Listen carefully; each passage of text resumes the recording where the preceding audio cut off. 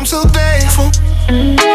You gave me ears to hear, you gave me eyes to see. It's an honor to fulfill your prophecy. Yeah, yeah, yeah. I am so thankful for all of the mercy and grace you've given me. All I wanna do is worship. Hallelujah, hallelujah, worship. My powers, these are worthy to be praised. All I wanna do is praise. I just wanna praise you. I just wanna magnify you. I just wanna worship and praise your holy name. I wanna dance like David. Probably why song's my favorite. First Peter 2:2. Drink all my milk like a baby. Yeah, yeah. I made some changes lately. I'm trying to be more like Christ. Forgave all my enemies lately. I'm trying to be more like Christ. He cleaned me up from the floor to the ceiling. He gave me peace, gave me some healing. I almost gave up on my life. You gave me. I wanna dance like David. Probably why song's my favorite. First Peter 2:2. Drink all my milk like a baby, yeah, yeah. I made some changes lately. I'm trying to be more like Christ. Forgave all my enemies lately. Oh, I'm trying to be more like Christ. He cleaned me up from the floor to the ceiling. He gave up on my life, you my life. Almost gave up on my life. You gave me strength. I'm ready to fight.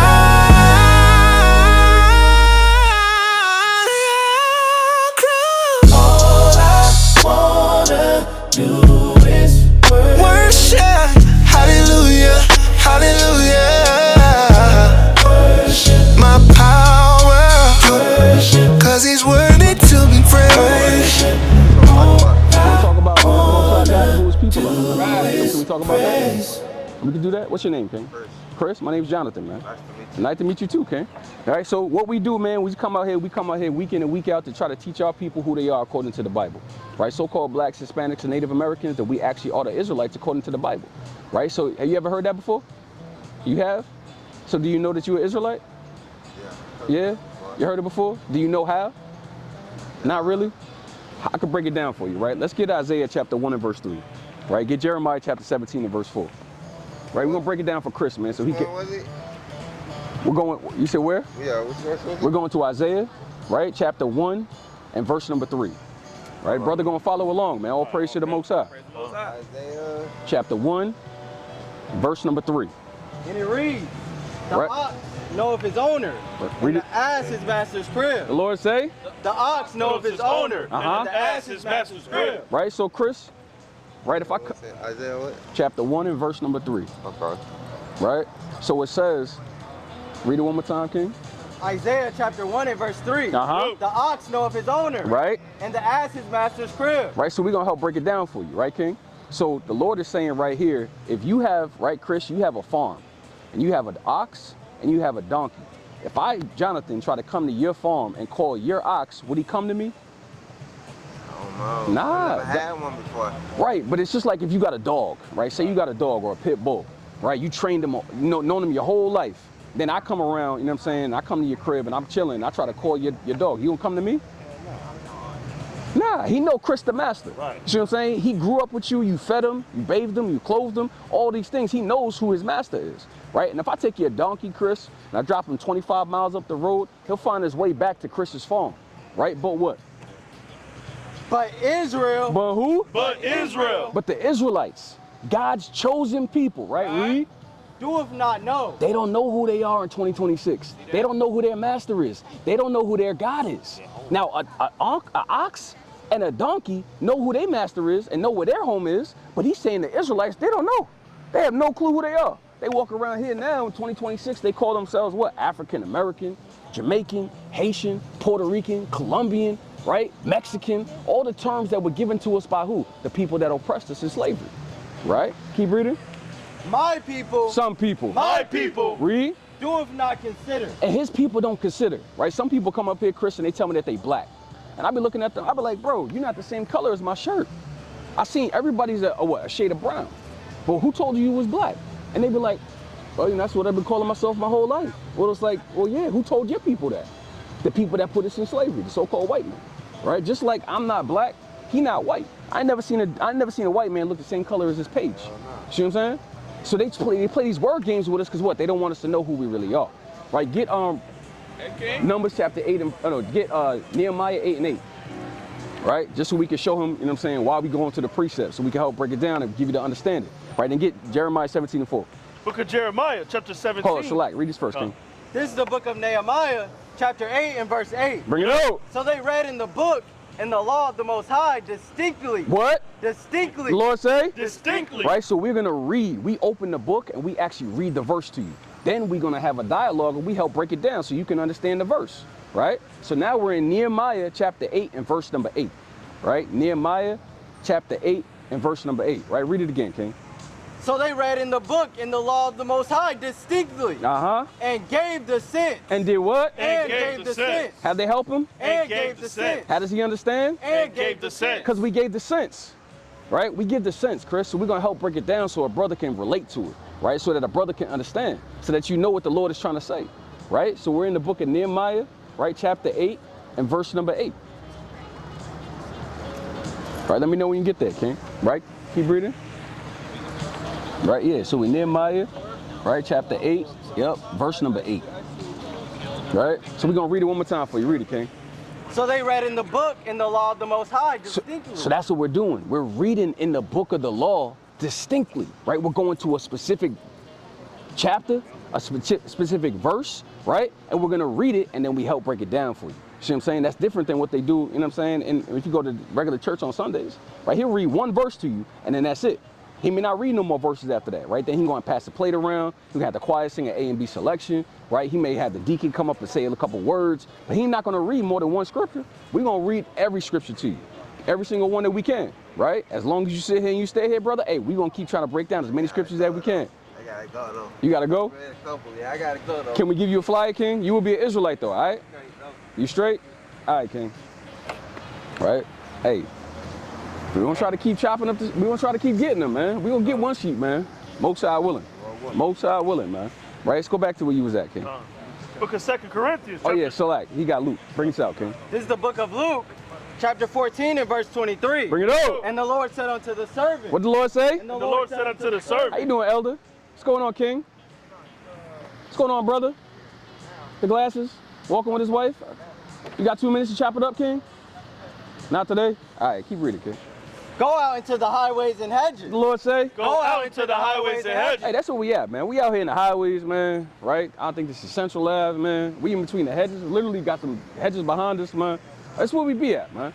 We try to go out here, man. We try to wake up our sheep, man. The lost sheep, try to wake up the elect, man. Try to help educate our people, man, so they understand who they are. And they stop walking around here like, you know what I'm saying, in the valley of dry bones, man. Right. That's where we at, man. It's the valley of dry bones, man. I see a lot of dead people, man. Through the spirit. You know what I'm saying? You be walking around, they got blood, yeah. You know what I'm saying? They got in their right mind, whatever the case may be. But hey, when it comes down to their spiritual health, man, they dead, man. They're impoverished, man. They're literally like you know, like the homeless, man. That's what it's like, man. When you don't have the spirit of the Lord, man. Hey, you walking around like, you know, you're basically homeless through the spirit, man. You got nowhere to go. You wandering, trying to beg and get bread and get food, something to speed your spirit, man. You can't get that, man. Right? Keep going. And compel them to come in. What we got to do? And compel them to come in. Hey, we got to compel them to come into the house of the Most High, man. Right. That's what we got to do, man. And that's what we doing out here in these last days, man. What's going on, King? You got a couple minutes to chop it up, Ak? About what? About the Most High God and how we His people? Who's that? Who's the Most High? Yeah. The Most High God? Yeah, you believe in the Bible? I read it before. You read it before? Yeah. Can I show you some things about how it relates to you? How can a book be related to me? Right, that's a beautiful question. That's a beautiful. I'm gonna talk to you. Right. So if I had to ask you real quick, what's your nationality? What would you tell me, according to the Bible? I don't know. You don't know, right? So if you was filling out an application, right, what would you put down? What would your race be? You put black, Unknown. unknown. It's not a bad answer. It's not a bad answer, right? So let me show you something, right? Get Isaiah chapter 1 and verse 3. And I'm gonna show you how it's practical, how this relates to a specific people. Now, if we go back, say the 1600s, how did our people, right, so-called black people, or African Americans that they would call us now today, how did we get to this side of the world? What mode of transportation? I was already here. You was already here? Yeah. Your people was already here? Yeah. So where do your people descend from? Get Numbers chapter 1 and verse 18. I'm original Floridian. Original Floridian. Yeah. So It was already here. it was already here. Can I show you how the people? People consider from Florida. Right.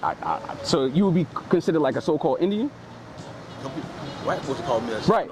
That's what they would call you. That's what they would call me. That's a beautiful thing. Hey, you know where they come from? Hey, they actually come. Like, can I show you how your people? Do you know how your people got to this side of the world before Christopher Columbus got here?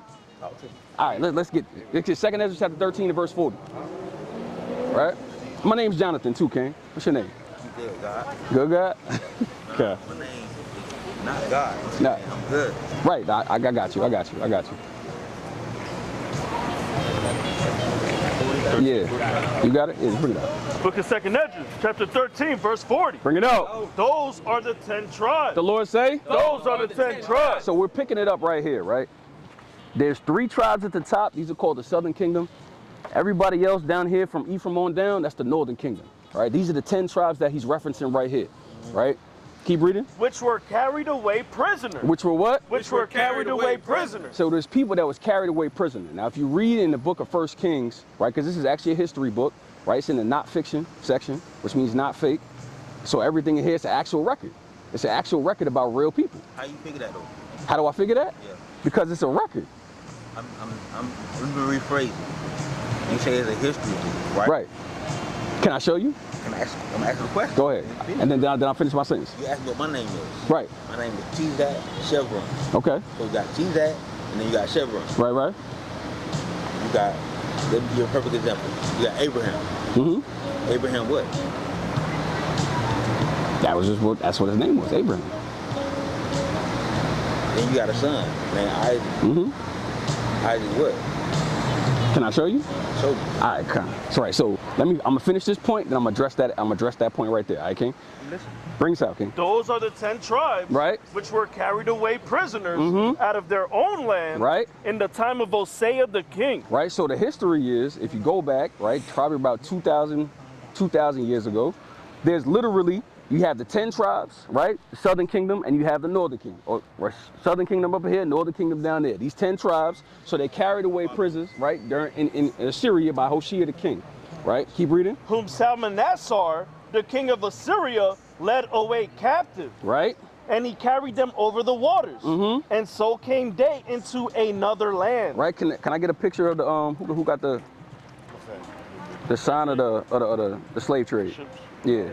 So we could just show him that real quick, give him the visual. Right? Yeah. So what he's talking about right here, right, historically, is that this is where Israel is located, right? And then so right above here, you got Samaria. That's where these tribes was at during this time. Okay, now this is after the time of Abraham, but before anybody lived on this side of the world. All right? And so what happens is they were... You telling me when nobody over here? Telling me? Yeah, nobody was here. Keep going. Right? And I'm going to show you how these people got over here. Right? So these people ended up coming over to this side, but this is the story I'm telling you now. So this is showing that your history is where your people were already here. This is where they were before they got here. Okay. Right? So what happened was there was a battle going on, right? And it's literally they're fighting the Syrians. Right? Keep reading. But they took this counsel among themselves. So we have the 10 tribes down here and they took a counsel, right? They got captured by the Syrians and then they said to themselves, hey, what did they say? That they would leave the multitude of the heathen. They said we got to get away from these heathen, which are the Syrians, right, King? And go forth into a further country. They said we got to go over to a further country. Where? Where never mankind dwelt. No people been there before. Where never mankind dwelt. There was already somebody on the side. Where never mankind dwelt. So they said, hey, we got to go into a spot where nobody ever lived at, right? So at this time, there's 3 parts of the earth. You got Asia, right? You got the so-called Africas, and you have Europe. That's where everybody was populated. Nobody lived on the 4th part of the world yet. So they said, we got to go to a spot where nobody ever lived, which would be the 4th side of the world. Keep going. That they might there keep their statutes. Keep their who? Keep their statutes. So they said, hey, we got to keep the commandments that they what? Which they never kept in their own land. So they said that they never kept them in their own land, which was Israel. Keep reading. And they entered into Euphrates. So now they go through the Euphrates River, right? Keep reading. By the narrow places of the river. I'm slow. Come on, man. Talk to me like I'm an intelligent person. No, you are. You moving slow as hell. Get to the point. Talk to me. Right, but that's me talking to you. I mean, I gotta explain it. I gotta break it down and give the sense. You ain't gotta break it down that slow, bro. I ain't that slow. All right, well, keep going. Keep going. For the Most High then showed signs for them and held still the flood. Right, so he held still the flood. So he stopped the water so that they could get past it. Keep going. Till they were passed over. For through that country there was a great way to go. Right. Namely of a year and a half. How long did it take them? Namely of a year and a half. So to travel the world by boat, it takes 3 years. So it took them a year and a half to come travel down from here onto the western coast of Africa to the bottom, to the eastern side, and to land up over here. Took them a year and I gotta finish. That's a question about what you're saying. If you go too far, I might got 5 more questions. So I gotta stop you. Ask the question where you at, right? Right. So I'm asking you a question. You just told me that they had to go somewhere where nobody has been lived before. Mm-hmm. If nobody lived there before, how they know that? If nobody has ever been there. Read it one more time. What did the Lord do? Held still the flood. Yep, and then he showed signs. He had to go back. Right. Again. I'm trying to tell you that why you want to go too far. Keep reading. Yeah, keep reading. 43. Read 43 and 44. 43. And they entered into Euphrates by the narrow places of the river. For the Most High, The Most High God, read. then showed signs for them. He had signs. So our people could read signs in the stars. The Lord showed them signs of how to navigate. So that's what he did. That's navigating and knowing that somebody already did. I'm lost on that part right now. No. So they said, because they knew there was only 3 parts of the sides of the world. This was what was known. They knew that there was nobody on another side of the world. And who showed them that? The Most High God. That's how they knew. What's your question, King? You gonna make a point? Say that again? Hold on. You just sat here and told me that nobody knew, but then you said, I'm totally confused. Right, so let me read it one more time. So you said, ask your question again, King, I'm gonna finish break it down. When I asked you my question, you told me that the Most High showed them stars in the sky. I'm not denying that people use stars to navigate. Right. But at the point I'm trying to get the understanding of, you said he showed stars in the sky, but if people before once thought the world was flat and you can't go past this point right here, how can you go over there? Because and then know that something's over there in order for you to know that something's not there. Right, because it's so prophecy, right? The Most High God showed them. So it wasn't custom for everybody on this side of the world to believe that the whole world was flat. This is only a certain thing that was only by certain groups of people. Now, the Israelites, they knew that one, how the world was created, and that the Lord literally would show them how to get to this side of the world. Now, they knew that never mankind dwelt there because the Most High must have told them that.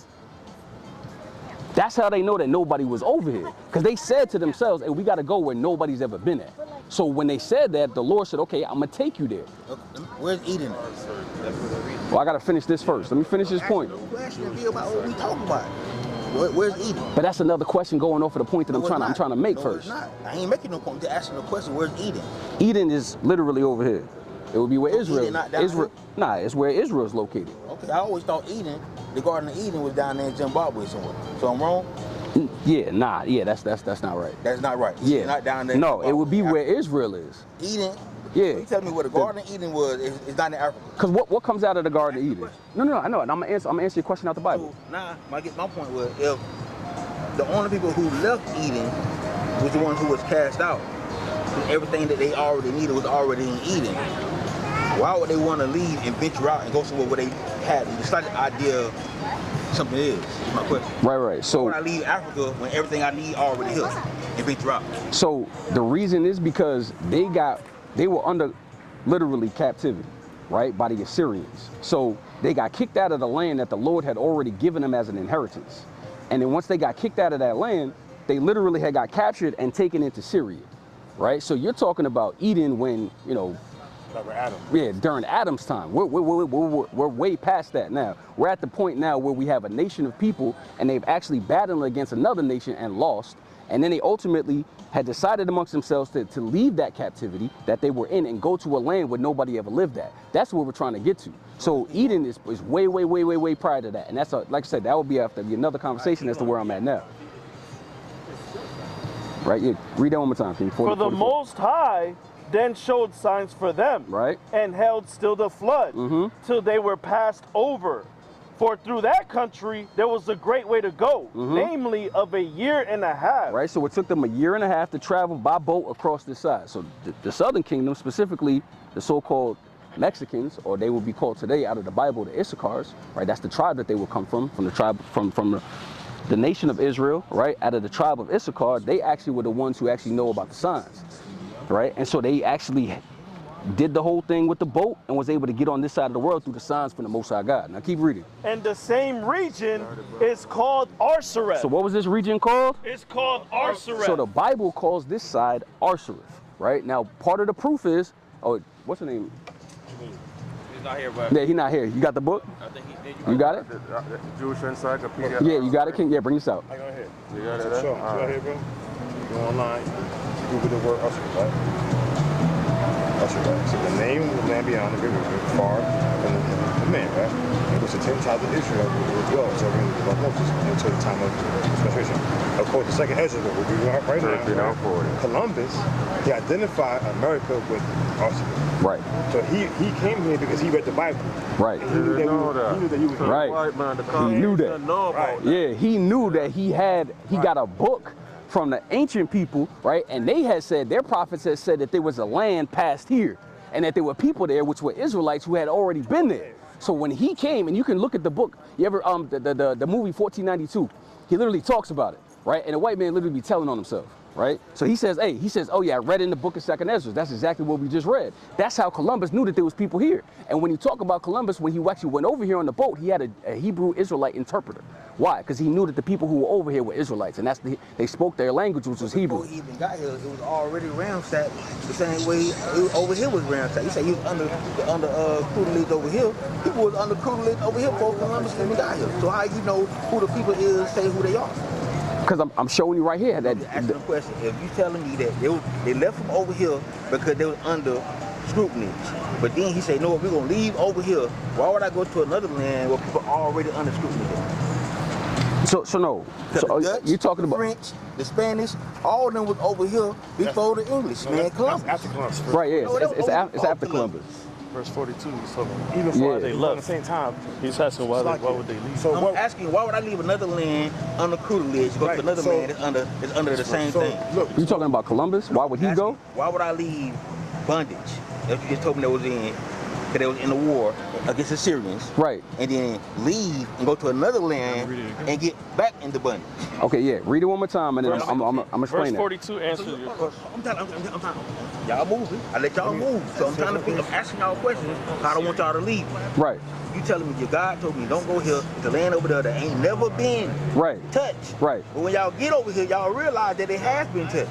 No. So when they first got over here, there was nobody here. There was nobody. This happened literally I want to say 1,500 years before Columbus, right? Before the Spanish Inquisition, when the Israelites got to this side. It's not equate to what you're saying, because that's a 1650, the 1860. No. Yeah. 'Cause the Syrian captivity was in 722 BC. right. Okay, keep going. So yeah.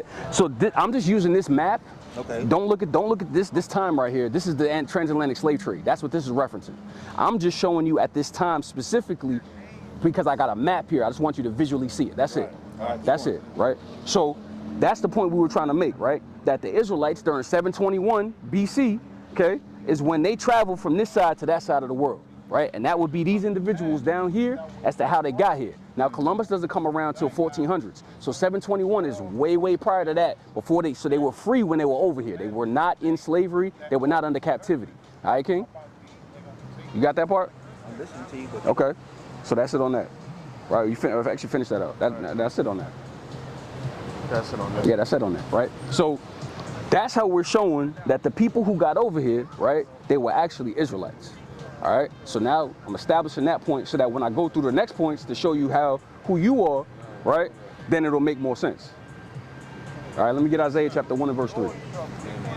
Yeah. So basically, before. He's slow, bro. I'll say, bro. I got you. I hear what you're saying. Keep going. Alright. If I don't know what you're saying, I'm gonna stop. Trust me, I'm gonna ask. No, I know. I'm just letting you know. If I don't know something, I'm gonna ask. Keep going. Okay. This is the book of Isaiah, chapter 1 and verse 3. You know. The ox knoweth his owner. Right. And the ass his master's crib. Right. But Israel. But who? But Israel. So check this out, right, King? So, and the only reason why, matter of fact, get Nehemiah 8 and 8. Right, and I'm gonna show you why I go slow. Right, and then get Isaiah chapter 28 and verse 8 as well. I can understand why you go slow, but I mean, you know, man to man, you ain't gotta go slow. I can understand. Right. Okay, I got you. This is the book of Nehemiah, chapter 8 and verse 8. So they read in the book in the law of the Most High distinctly. Right. And gave the sense. What we got to do? And gave the sense. So we just got to give the sense. And I got you, King. I'm gonna try to move fast for you. You know what I'm saying? But I just want you to understand that that's. Move fast, but you can't, don't go slow. All right. So go medium. I'm gonna stay right there. Let's go at a point where until I say slow down. I got you. All right. So keep reading. And cause them to understand.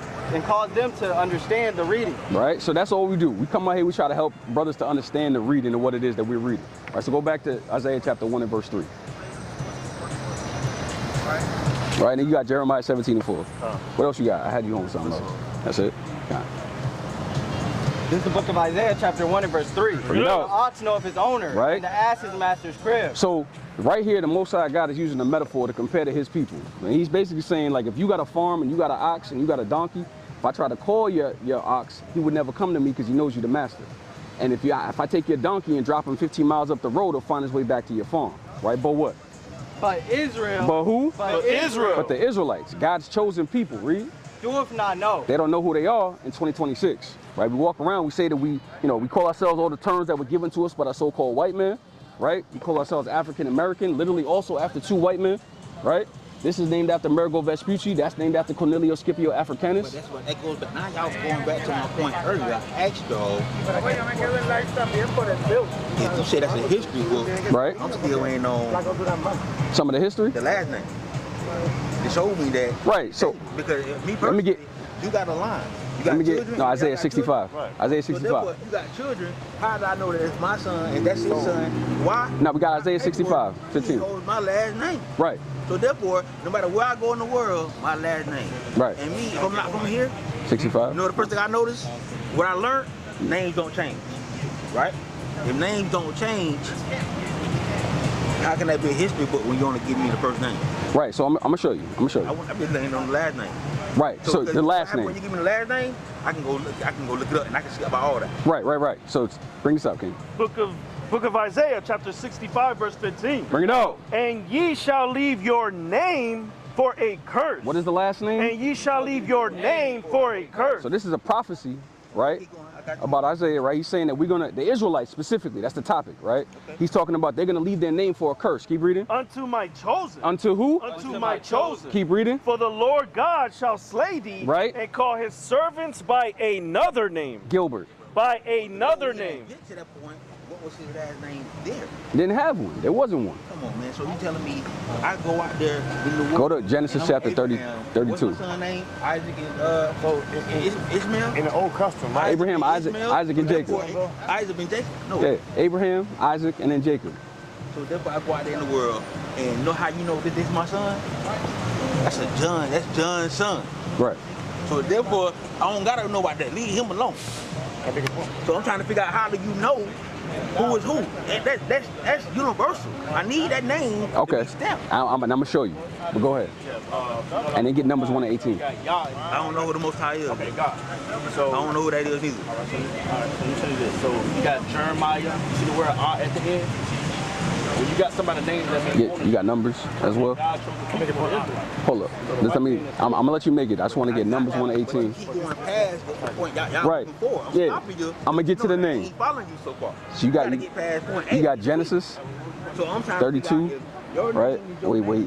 Prince with the power. Your son gonna have your name. He's not gonna take your first name. Right. He's gonna take your last name. Right. The sign, the show that 32 and 25. So you know what that is? That's historical record. 28. So therefore I can, cause listen, before the 1950s, 35 and 28. In the 1900s, birth certificates was not good. I got an uncle right now, I don't know how old he is. My mama don't really know how old she is. Because you know why? Because records weren't the same. But you know what they always had? Their last name. No, they You did. see what I'm saying? Last names is a new thing. Yeah, what I'm showing you is 32 and 28. last names like we do in that. So Right, and then let's get numbers 1 to 18. every other culture had last name. 28. Yeah, 32 and 28. That's the question. Right now. His last name. Genesis 32 and 28. For who? For Israelites That's or not for the something me to world? kiss myself. The other nations had last names. When they give your last I name, was about to say, yeah, you on the wrong side. I was like, I know I'm not tripping. when we name our children, we Right. always at the end of the I'm gonna get to my Yeah. bond. Our child, they had that R at the end. That means ownership. That's all we're saying. Yeah. With all that, what you mean R? Like 8, Jeremiah, you read that, Obadiah. Right? Yeah, all right here. Huh? It means ownership. What's the question? If you wanted to say we had last names, our last names would Right, have but- been our tribe. Right. Whatever What's the tribe we tribe? went back to. Jacob Nah. or what? Judah. Judah. Right. Our tribe would be Judah. Right. We from up here. Judah. That's a tribe. Levi's a tribe. Benjamin's a tribe. So I would be. My name would be Jonathan ben Yehoiada. Right. Jonathan from Judah. All right. So that's how it would be. Right. And my Hebrew name is Jonathan. Right. So my English name, which I got during slavery, is Jonathan. But that's not what it would be when you go back to the Paleo Hebrew. So why you don't use the Hebrew name? I do. But sometimes I do. Why you don't use it? When I approached you, I told you my name was T-That Chevron. Right. I didn't tell you nothing else. I try to meet my brothers where they at. I didn't know if you knew Hebrew. See what I'm saying? So if I had said that, I mean, you may not have known. That's why I said it. So I just That's said, what I'm trying to say. But if you keep saying, hey, my name is Jonathan, you know what you keep doing? You keep giving the master praise. That means you serving two masters. Nah. Because I'm giving somebody else Watch the this. praise first. Am I right or wrong? I'm gonna ask you the question. Am I right or wrong? Right, so let me- if God Bring has this out, given me a name, Genesis and I tell you 32. my master name before I tell you my God's name, that means I'm still showing him respect. Right or wrong? Answer my question. I answered all y'all questions. So nah, I gotta meet my brothers where they at. So that's what I'm saying. The only reason I'm saying I didn't know if you was gonna understand it. But you also giving respect to the master. So what master do we serve? The Most High. So therefore, you throw that name out. If you look at Malcolm X, he'll tell you, hey, I heard that the owner of Elijah Muhammad name was something else. And he'll like, I don't know what you're talking about. Right. Book of Genesis, I got chapter you. 32, I got verse you. 28. I got you. And he said, thy name shall be called no more Jacob. No more who? No more Jacob. But what? But Israel. But who? But Israel. Right. So now this is what he's saying. This is what you're gonna be known by, right? Israel, which means what? For as a prince hast thou power with the Most High. Right, so as princes, we have power with the Most High God. So that's what Yasha Allah means, or Israel, right, in English. It's just literally a verbiage, right? So if you go back to Isaiah chapter 28, What I'm trying to say is this though. It's unfair. get Isaiah 28. It's unfair that you can call upon who you say is the Most High or God, but then you come to us, the people, and call them Jesus or Judah or Levi or anything. All those letters, we don't know those letters. So Right. therefore, you don't think it's not right? Nah, so check this out. And I'm gonna show you why. Right? Bring this out, King. Isaiah 28. 28 and 9. Book of Isaiah, chapter 28, verse 9. Bring it out. Whom shall he teach knowledge? What the Lord say? Whom shall he teach knowledge? So I can't teach knowledge to everybody, right? But if you say that all of them Keep- are your kin, Right. Check this out. I'm gonna show you. Right? Keep reading. And whom shall he make to understand doctrine? So who can I make to understand the knowledge and the doctrine? Keep reading. Them that are weaned from the milk. They gotta be what? Them that are weaned from the milk. They gotta be babies in the spirit, right? You gotta be willing to listen and understand. Keep reading. And drawn from the breast. And where? And drawn from the breast. Keep going. For precept must be upon precept. The Lord said, wean mean? yeah. Wean is the same thing as drawn from the breast. So that means he already done came from. Wean don't mean that I'm on the breast. No, that's Wean mean I'm already away from it. So therefore, if I'm already away from the breast and I'm already drawn from the breast, that means you gotta approach me how I'm approaching you. right, but that's the whole thing. I can't assume that you already had the knowledge, right? Keep going. Keep going. Keep going. For precept must be upon precept. Right? So it gotta go scripture upon scripture. Keep reading. Precept upon precept. Right? Line upon line. Line upon line. Right? Here a little. Here a little in the Old Testament. And there a little. There a little in the New Testament. Keep reading. For with stammering lips. And another tongue. What'd he say? And another tongue. No, in Hebrew. And another tongue. In ancient Paleo and Hebrew. another tongue. So he's saying with stammering lips and another tongue, which is English, which is not our regular language. Keep reading. Will he speak to this people? Will he what? Will he speak to this people? He said, will I speak to my people? He said, I got to speak to you in plain English. I can't come to you with the exact Hebrew first. If you go to Asia right now, your name ain't gonna be Asian. That's not what he's saying, though, King. That's you got to understand. In reality, right? So outside of a book, names don't change. So why on here names change? The Lord just said, why did they change? Because we went into captivity, right? So if you went to, my people, right? When we got taken off and dropped off on the slave ships in 1619, right? We went to the what? The Gilbert plantation. That's why my last name is Gilbert, because I got my great-great-grandfather got in his back seared with a hot iron Gilbert. So that's why I have the last name Gilbert, but that's not who I am, right? I have first name and a middle name. That's my given name. That's not my slave name. My slave name is the last name, right? So now, when he says here, I got to come back and understand and talk to my people from another tongue. I got to talk to you in English because I can't talk to you in regular Paleo Hebrew, our natural language. See what I'm saying? No. So keep reading. Will he speak to this people? To me. For with stammering lips and another tongue will he speak to this people. Right. To whom he said, this is the rest wherewith ye may cause the weary to rest. Right, so this is how you're going to really get the rest and the understanding, but understanding why I'm coming to you just speaking in regular English is because I can't talk to you in regular Paleo Hebrew. See what I'm saying? Yeah, right? This is the book of 2 Corinthians. Ask the question. Can I ask a question? Can you bring this out, then you ask your question? Go ahead. This is the book of 2 Corinthians, chapter 3 and verse 12. Seeing then that we have such hope, we use great plainness of speech. We do what? We use great plainness of speech. You got to use plain speech, right? And I got to follow what the Most High says, right? So he says if I got to use plain speech, I'm not going to come out here and just tell everybody my Hebrew name because you may not understand it and you may not know it, right? I'm just following after what the Most High says. That's it on that? Yeah. What's your question? My question is, you telling me, so I'm asking, you got, y'all say Moses, right? You said what? Y'all say Moses, right? Moses? Moses, and what his cousin named Aaron? His brother is Aaron, yeah. So therefore, was Moses Israelite or was Moses Egyptian? He was an Israelite. So if I'm born in Florida. Numbers 1:18. And if I'm born in Florida and I go to New York, but for more of the time in life that I spent in Florida, am I still a Floridian? That's different than Listen to me now. So you just told me that this man was in Egypt. How long did it take for him to meet his brother? Let the Bible speak. Answer the question. I'm gonna answer your question. King. So now to get to the point you were just saying. So did Moses speak Egyptian or did Moses speak Hebrew? He spoke both. Come on, man. We're having a good conversation. He did. He spoke Egyptian and he spoke Hebrew. We're having a good conversation over here, man. I can prove it to you. Let me show you. He had to narrate for him because he couldn't speak to his own skin. So when did he learn in Hebrew? Is the question then? He had a Hebrew mother. Come on, man. Let's go to Exodus. We can break it down and show you in Exodus. Can I read it to you? Can I read it to you? Great conversation. Can I read it to you? I'm asking, so you telling me that he already knew Hebrew when he was raised? Can I prove it to you? 40 years or 80 years in Egypt, and then he met his brother. So let me ask you. His brother, that you say, had to translate for him because he was illiterate to what his brother knew. So if I can read it to you and prove that you're wrong, will you succeed to it? You telling me if I can show it to you. In Egypt, I know Hebrew. I can show it to you, King. Can I make a point? Go ahead. Brother. I don't know what way on this. Brother. Keep going. Brother, what's the difference between, I'm Puerto Rican, right? I grew up learning both languages at home.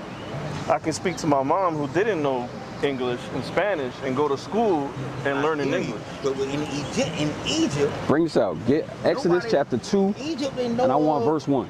Exodus 2 and 1. Until the boy, what's his name? Exodus. Joseph got up in there. Exodus chapter 2 and verse 1. Let's go. Let's bring this out. Book of Exodus chapter 2 from the top. Bring it out. And there went a man. Who took him there? Hold on. Joseph. So therefore, before Joseph, I'm trying to figure out like how. King, can I read it to you? I'm gonna read you the answer. Y'all hurt my feelings, not bro. Nah, King, I'm trying to give you the answer though. I don't no longer know what they got going on over there. Read this, King. Read that. And there went a man of the house of Levi. Out of where? Out of the house of Levi. So we got a Levite, right? Read. And took to wife a daughter of Levi. So he got a daughter of Levi and a man of Levi, right? Yeah, we're talking about Moses. Keep reading. And the woman. I'm talking about his parents. right? These are his parents. Keep reading. And the woman conceived And and she- bare a son. Right? Past that part already, but I'm trying to figure out, at what age did Moses end up with the Egyptians? Brother, you gotta be patient. He We'll was, get to the he point. was in the rocking chair. What are we saying? Brother, you just got to be patient If and I take a listen. pit bull from you and sell it to him, he don't know you no more. Right? And you spoke Haitian, and then he spoke Spanish. Brother, You can we think that- answer? Brother, Man, y'all hurt me feeling now. We're having a great conversation. You won't let us answer. brother, I'm Because you trying telling me I'm that trying to this bring you the man answer grew out. up in Egypt, but he spoke Hebrew too. I'm trying to prove you the answer, King. That's it. I'm trying to bring you the answer out. Make your point, King, real quick. Right? So, let's say he did talk Hebrew, right? It tells you No, that Aaron, okay, his brother, okay. you say his brother, had a translate for him. Brother, hold on. Brother, Did it not say that? I got you. Okay, cool. But hear me out. The slaves in Egypt, did they understand Egyptian? They had to, because they were slaves under the Egyptians. So couldn't, hold on. Was Moses a slave? Brother, hold on. Brother, hold on. Couldn't have Moses have talked to them in Egyptian also? That's all he could talk to them in. So, Right. but that's not saying he Bring didn't this know out. Hebrew. Keep too. reading. Keep reading. Keep reading. Stop. Keep reading. And the Keep woman reading. conceived and bare a son. And bear a who? And bare a son. Keep reading. And when she saw him that he was a goodly child, Right. she hid him 3 months. Right? And when she could not longer hide him, she took for him an ark of bulrushes. Right? And daubed it with slime and with pitch. So I'm just laying the foundation. Moses 3 months old, and you know he grew up. But check this out. Keep reading. And put the No, child that's not therein. what I'm saying. That's not what I'm saying. Keep reading. And she laid it in the flags by the Let me river's finish. brink. Let me finish. Just let me finish this point, King. One quick pause. King, I be letting you talk, King. You gotta let me finish that though. It's an insult to you or it's an insult to me. It's like if me and you both seen the movie, right? I don't come to you, if I say, hey, you seen that part? You don't come to me and say, hey, can you give me the time frame of 5.5? No, because you both seen the movie already. So if I'm telling you I seen that part, you can start from where I don't know. But you know what might have happened? While you was watching the movie, you might have jumped down and ate something and missed a part. And I didn't miss that can part. agree with that. Right? So I'm trying to show you a part you might have missed. Keep reading. And put the child therein. And Right. she laid it in the flags by the river's brink. Keep going. And his sister stood afar off. Right? To wit what would be done to him. And the daughter of Pharaoh came down to wash herself at the river. So now we got the daughter of Pharaoh down there, right? Keep going. And her I got you. maidens walked along by the river's side. Right. And when she saw the ark among the flags, she sent her maid to fetch it. And when she had opened it, she saw the child. And behold, the babe wept.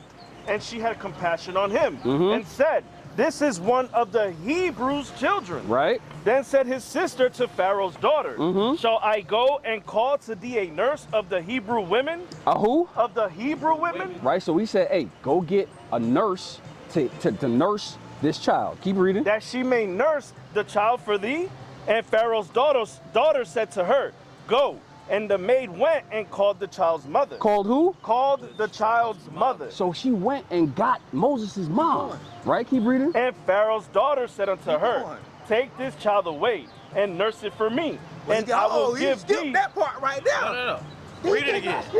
Keep reading. Read it again. And Pharaoh's daughter said unto her, take this child away and nurse it for me. And do what? And nurse it for me. What did his mom do? And nurse it for me. So what do you think she was raising her kid? No. That's what I'm saying, bro. She, Come on, man. Moses' mom took Moses and nursed him. Keep reading. And I will Matt, give read it again. Read it again. Yeah, go back and read it again. Now listen. And Pharaoh's daughter said unto her, take this child away She's talking to Moses' mom. Take the child away and nurse it for me. and do what? And nurse it for me. That's like me telling your mom, hey, take you and go nurse you. Right? And I will give thee thy wages. And I will do what? And I will give thee thy wages. She said, and I'm gonna pay you to raise your own kid. Okay, keep going. Keep going. And the woman took the child So his mom took him and nursed it. and did what? And nursed it. And his mom raised him. Stop. I just read it. His mom raised You him. don't say in the Moses learned in all the ways of the Egyptians. His mom raised Egyptian him. learned? His mom knows Hebrew and Egyptian. That's like if this brother came I'm in. coming back because y'all hurt my feelings. Bro, We're having a great Bruh. Let me take him to his parents. All right, King. All right, King. Being slaves, they knew Get a brother a flyer. they were slaves in Egypt. All right, get a brother a flyer. Get a brother a flyer. Come back, King. Come on. Right, so we was just trying to keep reading. Finish that up. And Pharaoh's daughter said unto her. And what? And Pharaoh's daughter said unto her. So Pharaoh's daughter, right, asked Moses' mom, hey, I'll pay you to raise your own kid. See how the Most High turned it? That's what he did. If you really look at the story, hey, the Most High did something fire. He had Moses' mom, who she was gonna literally put him in the dang river and sent him up the river, didn't know if she was gonna ever see him again, to the point now, hey, he came back and said, hey, matter of fact, you raise your own son. And I'm gonna pay you for it. That's mighty. That's favor too. That's favor from the Lord. Because she went against the commandment of Pharaoh. Right. So she kept the commandment. Kept the commandments of the Most High. And what did he do? He showed favor to her because he didn't kill Moses. She kept Moses alive. And he said, you know what? I'm going to give you Moses and you can raise him and I'm going to pay you to raise your own kid. That's mighty. That's mighty. Keep reading. Hold slack and I'm going to let you get that. Take this child away and nurse it for me. And do what? And nurse it for me. What did Moses' mom do? And nurse it for me. Moses' mom nursed Moses, man. She literally told him, you think what's she going to, she in there nursing him, hey, she always speaking Hebrew to him. She gonna be singing them Hebrew lullabies. Right. I mean, come on, man. That's what my mom gonna do. When she gonna tell me all the things that she want me to know. Right. Especially when she know by the time I'm gonna have to get my son back, potentially. She's like, hey man, I want my son to know his history, where he comes from. Right? Keep reading. Some of us allergic to dogs. You want him in the shot? Sorry.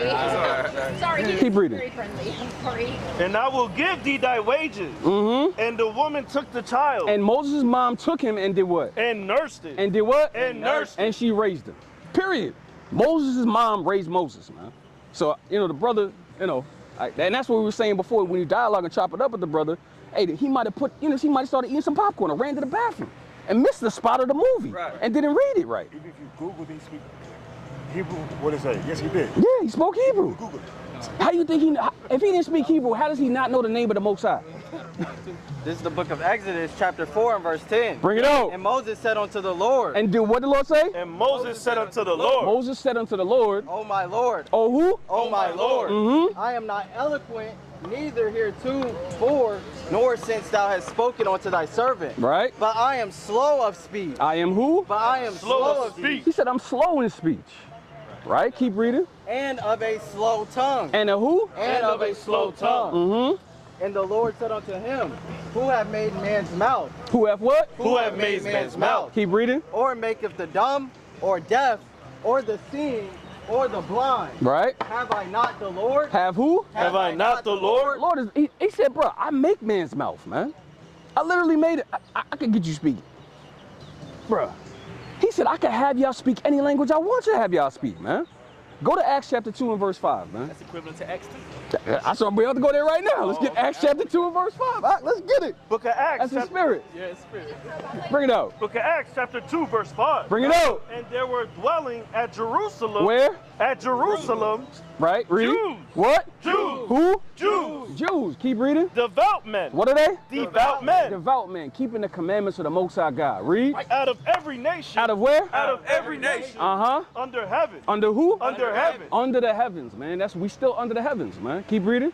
Now, when this was noised abroad, the multitude came together and were confounded. And were what? And were confounded. Why were they confused?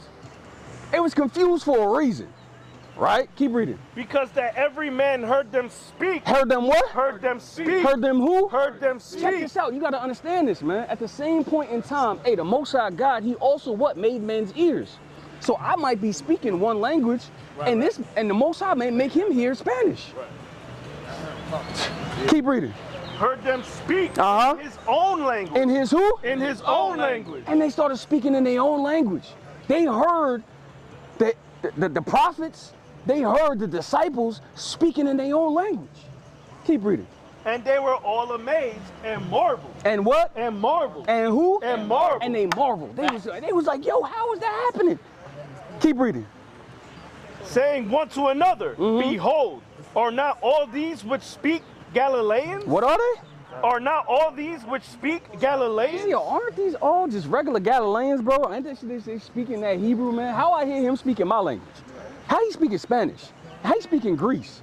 How he speaking Turkish, man? How's this brother over here speaking an Asian language, man? How is that happening? How? Keep reading. And how here we every man in our own tongue. In where? In our own tongue. Right. Wherein we were born. Where? Wherein we were born. Where we came from, man. He said, how is that possible that we can all hear our own language, man, being spoken in our native tongue, man? Right? Keep going. Parthians. What are they? Parthians. He was speaking the Parthian language, man. Keep reading. And Medes. And who? And Medes. They also spoke Hebrew. Keep reading. And Elamites. And who? And Elamites. I don't even know what the Elamite language is, man. Keep reading. And dwellers in Mesopotamia. And what? In Mesopotamia. Right. And in Judea. Mm-hmm. And Cappadocia. Cappadocia, yeah, keep reading. In Pontus. Uh-huh. And Asia. And where? And Asia. They heard them in all these languages, man. And our people spoke these languages too. That's why literally Paul, right? Get James, you got a precept you holding? Get James chapter 1 from the top. That's it on that. This is the book of James, chapter 1 and verse 1. Bring it out. James, a servant of the Most High. What is he? A servant of the Most High. He serves the Most High, man. Keep reading. And the Lord, Yahweh Shah HaMashiach. Uh-huh. To the 12 tribes. To who? To the 12 tribes. What did he say? To the 12 tribes. Keep reading. Which are scattered abroad. Which are what? Which are scattered abroad. Hey, we scattered abroad, man. We like the sands of the sea out here, man. Right. We in every nation, man. We speak all different languages, all different tongues, man. And the Most High literally had to what? Take this Bible and translate it. And that's why it's literally translated in all nations, man. You can get it in Asian, man. You can get it in dang Indian, man. They said as of now, there are 22 diverse Elam languages. Right. 22 Elam languages. I'm sure the Bible's translated each one of those, man. So, I mean, our people are in all of these places, man. Right? And so we gotta, when we talk to brothers, man, we gotta meet them where they at and understand, hey, man, I can't assume that the brother knows, you know what I'm saying, different things and knows Paleo Hebrew, man. I gotta talk to him in plain English, man. I gotta tell, hey, yo, yeah. They can plane upon tables. Playing upon tables, man. Right? Let's sit on that. Let me get, go back to, you had Luke 14:23, but you could drop that. You go to, I had you on Job 34:2. You could get, 2 Corinthians 2:17. Hey family, y'all believe in the Bible? Hey, how doing? Y'all see yourself on this sign? Over here, sister? Judah. Judah? That's my tribe. That's your tribe? Yep. You know how it's your tribe? Yeah. How? Through lineage. That's right. Legacy. That's You're right. not a dummy. Nah, I just got snagger teeth, but we not up here to do none of I'm that. awoke. I'm more You than understand? Right. So you understand. Do you also know through prophecy and through history? Right? I know you said through lineage, but do you know how, like, and do they know?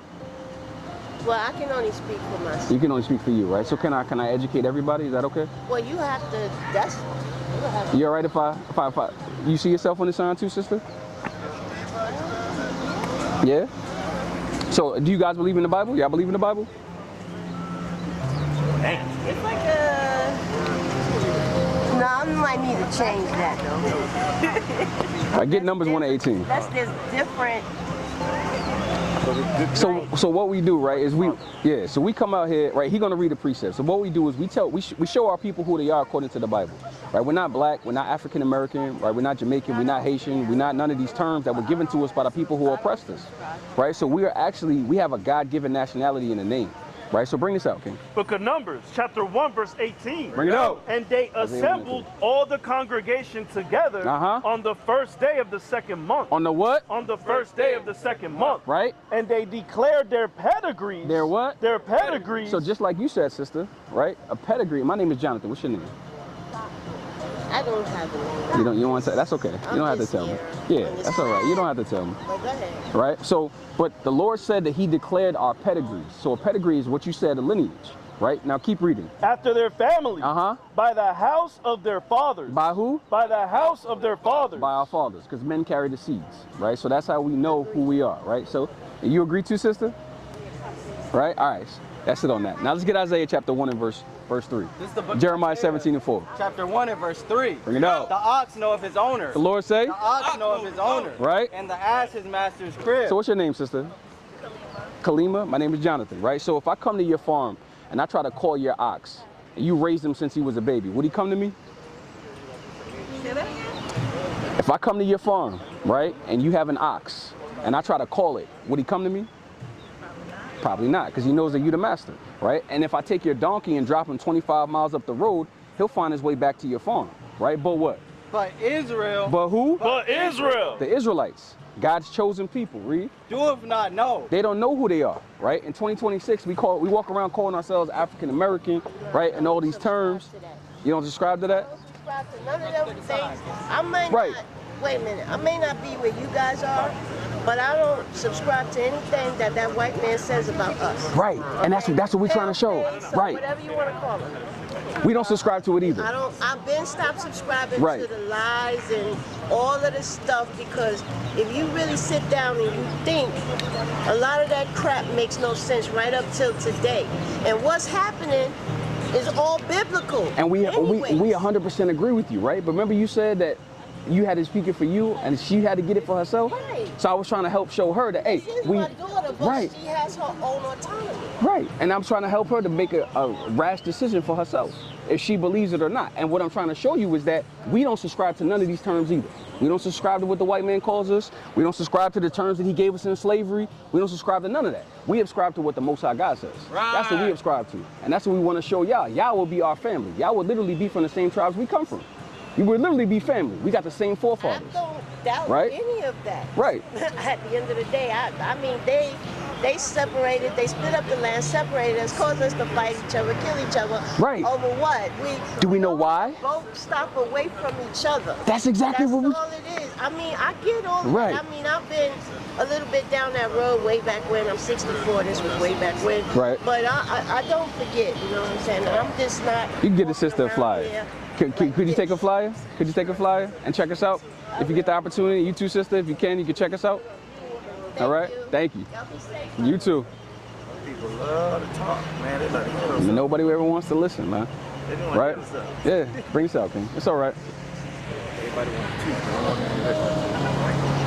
to Book of 2 Corinthians, chapter 2, verse 17. Bring it out. For we are not as many, which corrupt the word of the Most High, Right? but as of sincerity, but as of the Most High, in the sight of the Most High, Right. speak we in Hamashiach. Right, so we just speak, thus saith the Most High God, Yahweh Ba'Shem Yahweh Shai, and that's it. We don't speak nothing else, man. Everything I do, man, I'm come book, chapter, verse out the Bible, man. And I'm going to tell you what the Lord says. I'm not going to tell you my own vain opinion. I'm not going to tell you what I think. I'm not going to tell you nothing out my belly. I'm going to tell you what the Lord says, man. And that's it. And that's what all these brothers is up here doing, man. Right? Speaking the truth that the Most High has given us, man. That's it. Right? You go back to that, King. Come. This is the book of Job, chapter 34 and verse 2. Bring it out. Hear my word, The Lord say? Hear my word. O ye wise men, Get Baruch 1 and give and ear 13. unto me, ye that have knowledge. Ye that what? Ye that have knowledge. Hey, those who got knowledge, man. Right?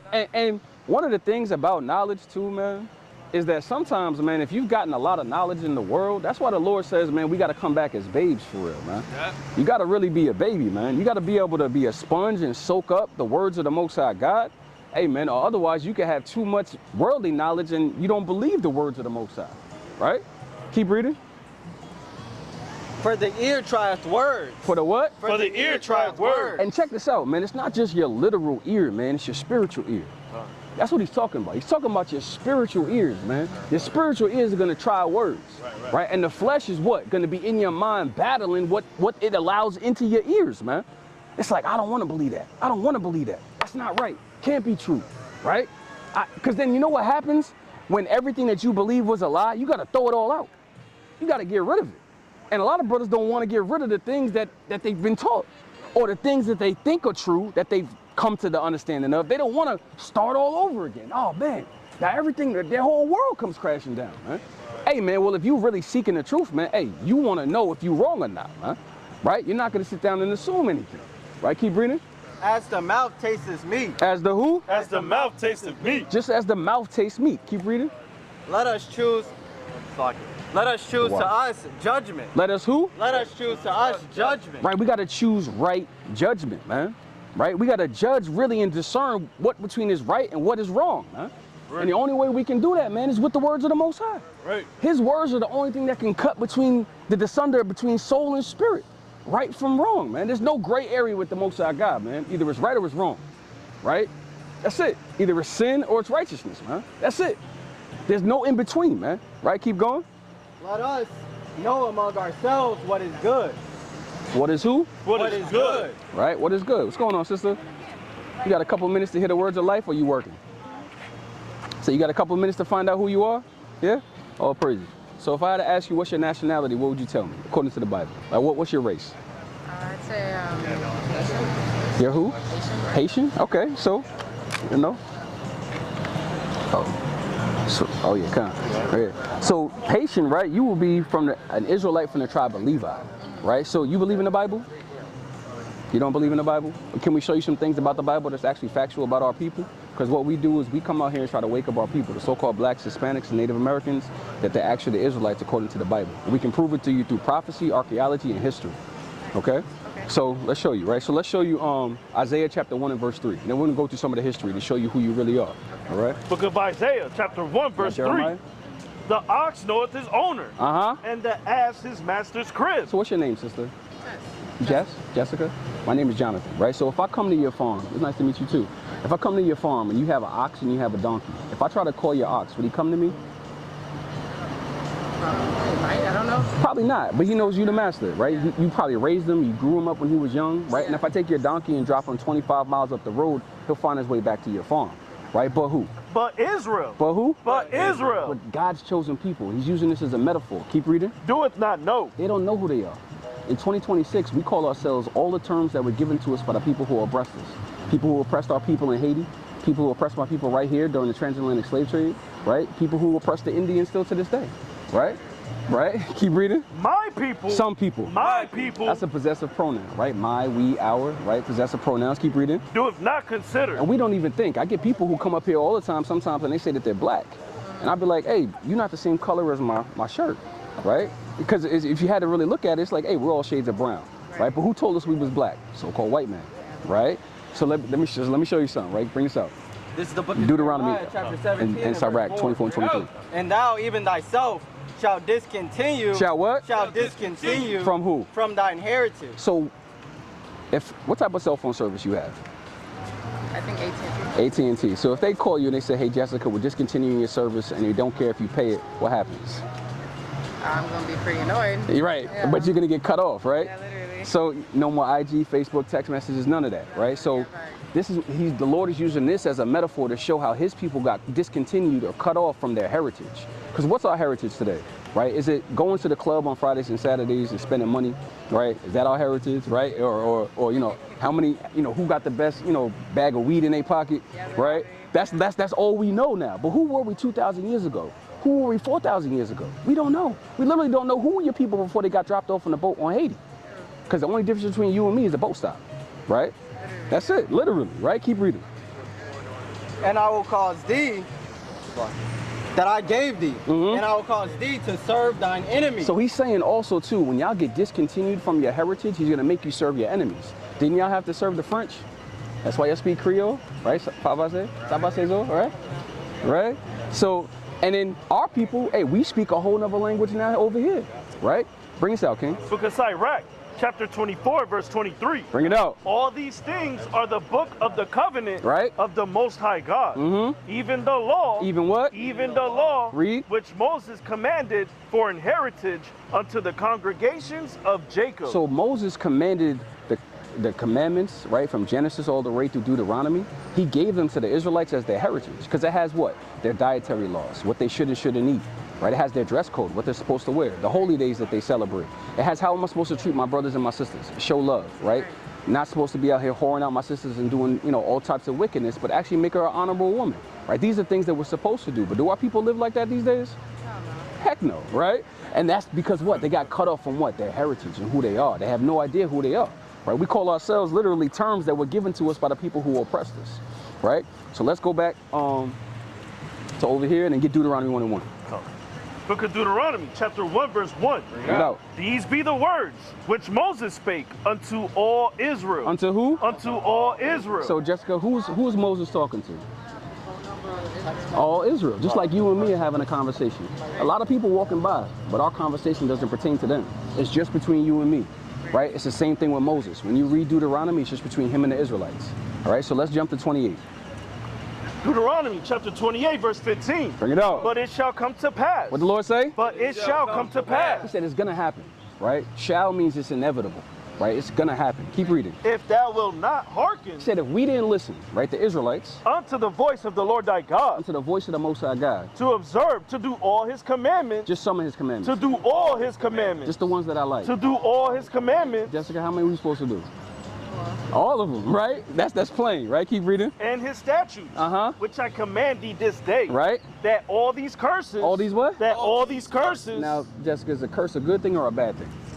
It's a bad thing, right? Because if you get cursed by the Most High God, that's horrible, right? So that's what's going to happen to these people if they didn't listen. Keep reading. shall come upon thee and overtake thee. Now jump to 45. Verse 45. Right? Moreover, all these curses shall come upon thee. So he said the curses are going to come upon the Israelites. Read. And shall pursue thee. And it's going to pursue them like somebody chasing them down. Read. And overtake thee. And it's going to jump them and catch them and beat them the heck up. Right? That's what he's saying. Right. Keep reading. Till thou be destroyed. Till they got destroyed. Keep reading. Because thou hearkenest not unto the voice of the Lord thy God. But they was badass kids and the Israelites didn't listen. So they whooped them, literally, right? Keep reading. To keep his commandments. And his statutes which he commanded thee. And they shall be upon thee. He said these curses are going to be upon them as a what? For a sign. For a who? For a sign. For a what? For a sign. For a sign, right? So sometimes we stand like, the Publix sign that's right behind here, right? So Publix, when you see that sign, you can go in there and get food. You can go in there and get water, right? If you need to go, to the ATM or use the bathroom, because it identifies what's inside of it. So he's saying, hey, these curses are on the Israelites to be able to identify who they are in 2026. So if you, as a person, fit the curses, that makes you an Israelite, right? Keep reading. And for a wonder. And what? And for a wonder. And it's to make you think. Like, dang, for a long period of time, I was calling myself this, but that's not really who I was. So let's find out who these curses fit, right? Let's go to the first curse. Verse 16. Right? Cursed shalt thou be in the city. Who got the signs? Cursed shalt thou be in the city. So who's cursed in the cities, right? Who's last hired, first hired? Who's in the ghettos and the slums? Right? Who's on Section 8? Right? Who's in the projects? Right? Isn't it all people? It is. So and it doesn't matter where we at. We could be down here in Orlando, right? We can be in Florida. We could be in New York. We could be in, what I'm saying? We could be down in Miami, Texas. Don't matter where we at. All four corners of the earth, people that look like us, right? We all always in the ghettos and the slums. And what else?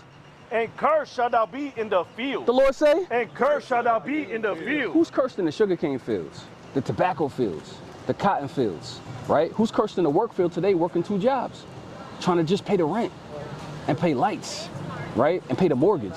That's us, right? Because, this dude, he not hurting, man. Right? He doesn't go through the things that we go through. You see what I'm saying? Not any way, shape, or form.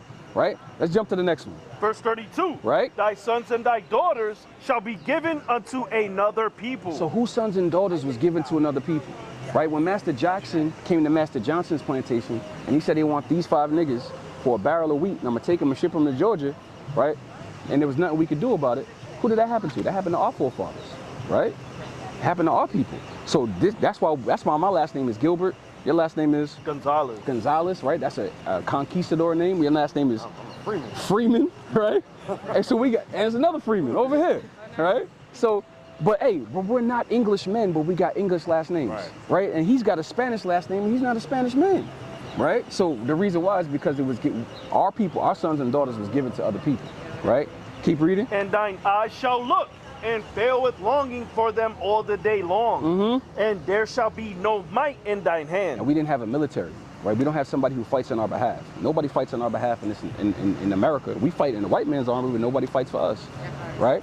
So let's go to next verse, 37. Verse 37. And thou shalt become an astonishment. Hey, what? An astonishment. So the Lord said, hey, now we're going to be an astonishment, right? A spectacle, something to look at. And the other people, they laugh at us, right? Like how they got this man over here calling himself a color? Because I seen an Indian man darker than me. He don't call himself black. Nope. You know what I'm saying? But why do we do that? We right? Right. Keep reading. A proverb. A who? A proverb. And what else? And a byword. And what? And a byword. So we're going to break that down. Bring this out, King. This is the book of 1 Kings, chapter 9 and verse 7. Bring it out. Then I will cut off Israel. Cut off who? Then I will cut off Israel. What's the subject? Then I will cut off Israel. He's going to cut off the Israelites. So Jessica, no matter where we at, if we in Deuteronomy talking about the Israelites, if we in 1 Kings, he's still talking about the Israelites. The whole Bible is just about one group of people, about the Israelites. Right, keep reading. Out of the land which I have given them. Right. And this house which I have hallowed for my name, I will cast out of my sight. And Israel shall be a proverb. A what? And Israel shall be a proverb. And what else? And a byword. And a who? And a byword. Right? Among all people. Among some people. Among all people. So he said we're going to be a proverb and a byword, right? So a proverb is a smart saying. Like an elevator can raise a family but not a black man. Is that true? An elevator can raise a family but not a black man. Is that true? Nah, that's not true, right? All black people like watermelon and chicken. Is that true? No. But that's a proverb that they have on our people, right?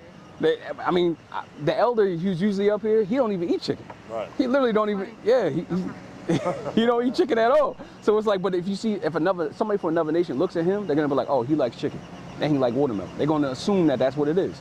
And a byword is being called anything outside of your God-given nationality. So when you call yourself a Haitian, right? That was given to you by the French. But that's not your God-given name. Your God-given name is you will be a sister, an Israelite from the tribe of Levi. That's where you will come from, right? So that's what we're trying to show you, right? Let me get Isaiah chapter 65, verse 15. Book of Isaiah, chapter 65 and verse 15. Bring it out. And ye shall leave your name for a curse. For what? For a curse. So now we left our names, our God-given names, for curses, right? I thought I was African American. I'm not that, right? This brother thought he was Puerto Rican, but he's not that, right? You call yourself Haitian, but you're not a Haitian, right? You're actually a sister from Levi, right? Keep reading. Unto my chosen. Unto who? Unto my chosen. Uh-huh. For the Lord God shall slay thee. And do what? And call his servants by another name. Haitian. By another name. Puerto Rican. By another name. Dominican. By another name. So now we call ourselves by another name. But that was a curse from the Most High because we didn't keep the commandments, right? Keep reading. All right, that's it on that. You gotta go. Could I give you two more and I'll let you go? All right, let's get 54 and 68. Verse 54, Deuteronomy 28:54. Right? So that the man that is tender among you. This is one of the heaviest curses because we used to be tender and delicate, right? If I saw you and I was sending you a package and it says, delicate, how you gonna handle it? With care, right? With care. So, but that's how we used to be. As a so-called black man, right? Are we held to get delicate towards each other? Nah. Right? We always mean mugging one another, ready to fight, you know what I'm saying? Now they are ops, you know what I'm saying? That's how we used to be. I mean, but we used to be tender and delicate, right? We used to be like, hey, how you doing, sister? Right? How's your family doing? Right? How's your mom? How's your dad? We used to care about one another. We don't do that no more. Now there's a term for it, right? Keep reading. And very delicate. His eye shall be evil toward his brother. The Lord say? His eye shall be evil toward his brother. Today they call that black on black crime. We got an evil eye towards our people, but not towards the other people. Right? We don't got an evil eye towards the white man. We don't want we be out there killing Ray and he on Section 8 just like us. It's like, bro, what? He in the same projects you in. Like, what's the point, right? Keep reading. And toward the wife of his bosom. Baby mama drama. Who got the most baby mama drama? Single independent black women. Us. Right? Hey, that's a curse out the Bible. Keep reading. And toward the remnant of his children, which he shall lead. No, dads are going to stay in the home. Which he shall lead. The father is going to raise the sons. Which he shall lead. The father's going to marry the wife and raise his kids. Which he shall lead. Who grows up in single family homes without their dads? I know I did. I did. That's not everybody, because the Asian people, hey, they got the mom and the dad and they got everybody. The Arabs, our people don't. That's a curse out the Bible. The Lord said in the last days, hey, y'all are gonna grow up without your fathers. Right, that's heavy. Now let's get the last one. How did your people get to Haiti? What mode of transportation? By a boat. Check this out. Verse 68. Right? And the Lord shall bring thee into Egypt again. Now, this is the last verse I'm gonna give you, right? So the Lord said that he's gonna take the Israelites into Egypt. Now remember, when we were in Egypt the first time, we walked into Egypt and walked out of Egypt, right? So now he's gonna show us how we're gonna have to get there, right? Now let's get Exodus chapter 20 and verse 2 and Revelation 11 and 8. This is the book of Exodus chapter 20 and verse 2. Bring it up. The Lord thy God, which hath brought thee out of the land of Egypt, right? Out of the house of bondage. What is Egypt? Out of the house of bondage. So Egypt is synonymous with slavery. So whenever you see Egypt in the Bible, it means slavery, because that's what we were. When our people were in Egypt the first time, they were building the pyramids, but they were slaves, right? Revelation chapter 11 and verse 8. Bring it up. And their dead bodies. Trayvon Martin. And their dead bodies. Philando Castile. And their dead bodies. Eric Garner. And their dead bodies. He said their dead bodies, read. Shall lie in the street of the great city. He said that our dead bodies are going to lie in the street of a great city, right? Now, isn't this what happens to our people all the time now? Yeah, come on, the water. Our people are literally the ones who got to march, with our hands up saying don't shoot, right? We're the ones who literally have, a damn policeman with his foot in our neck and we dying and everybody just standing around taking a picture. That's all they doing, right? They don't care. But our dead bodies lie in the street and the cop gets off and it's okay. So the Bible's not going to come out and tell you that this place, this great city is America. Otherwise, the white man would have burnt the books, right? He'd have been like, no, I can't let him read that. So he had to put it in code. So this place is literally that spot that he's talking about, which is called Babylon. Keep reading. Which spiritually. Literally. Which spiritually. Physically. Which spiritually. Spiritually, it's called what? It's called Sodom and Egypt. It's called Sodom because they took the Lord's rainbow, and now it's a symbol for pride and homosexuality. When it's really, if you go to Genesis 9 and 13, it's him making a covenant with Noah that he wouldn't destroy this place with a flood. That's what it means, right? But now you can be a transformer, transgender, trans whatever, and they think it's okay, and you can still get to heaven. That's not true. You're not gonna make it.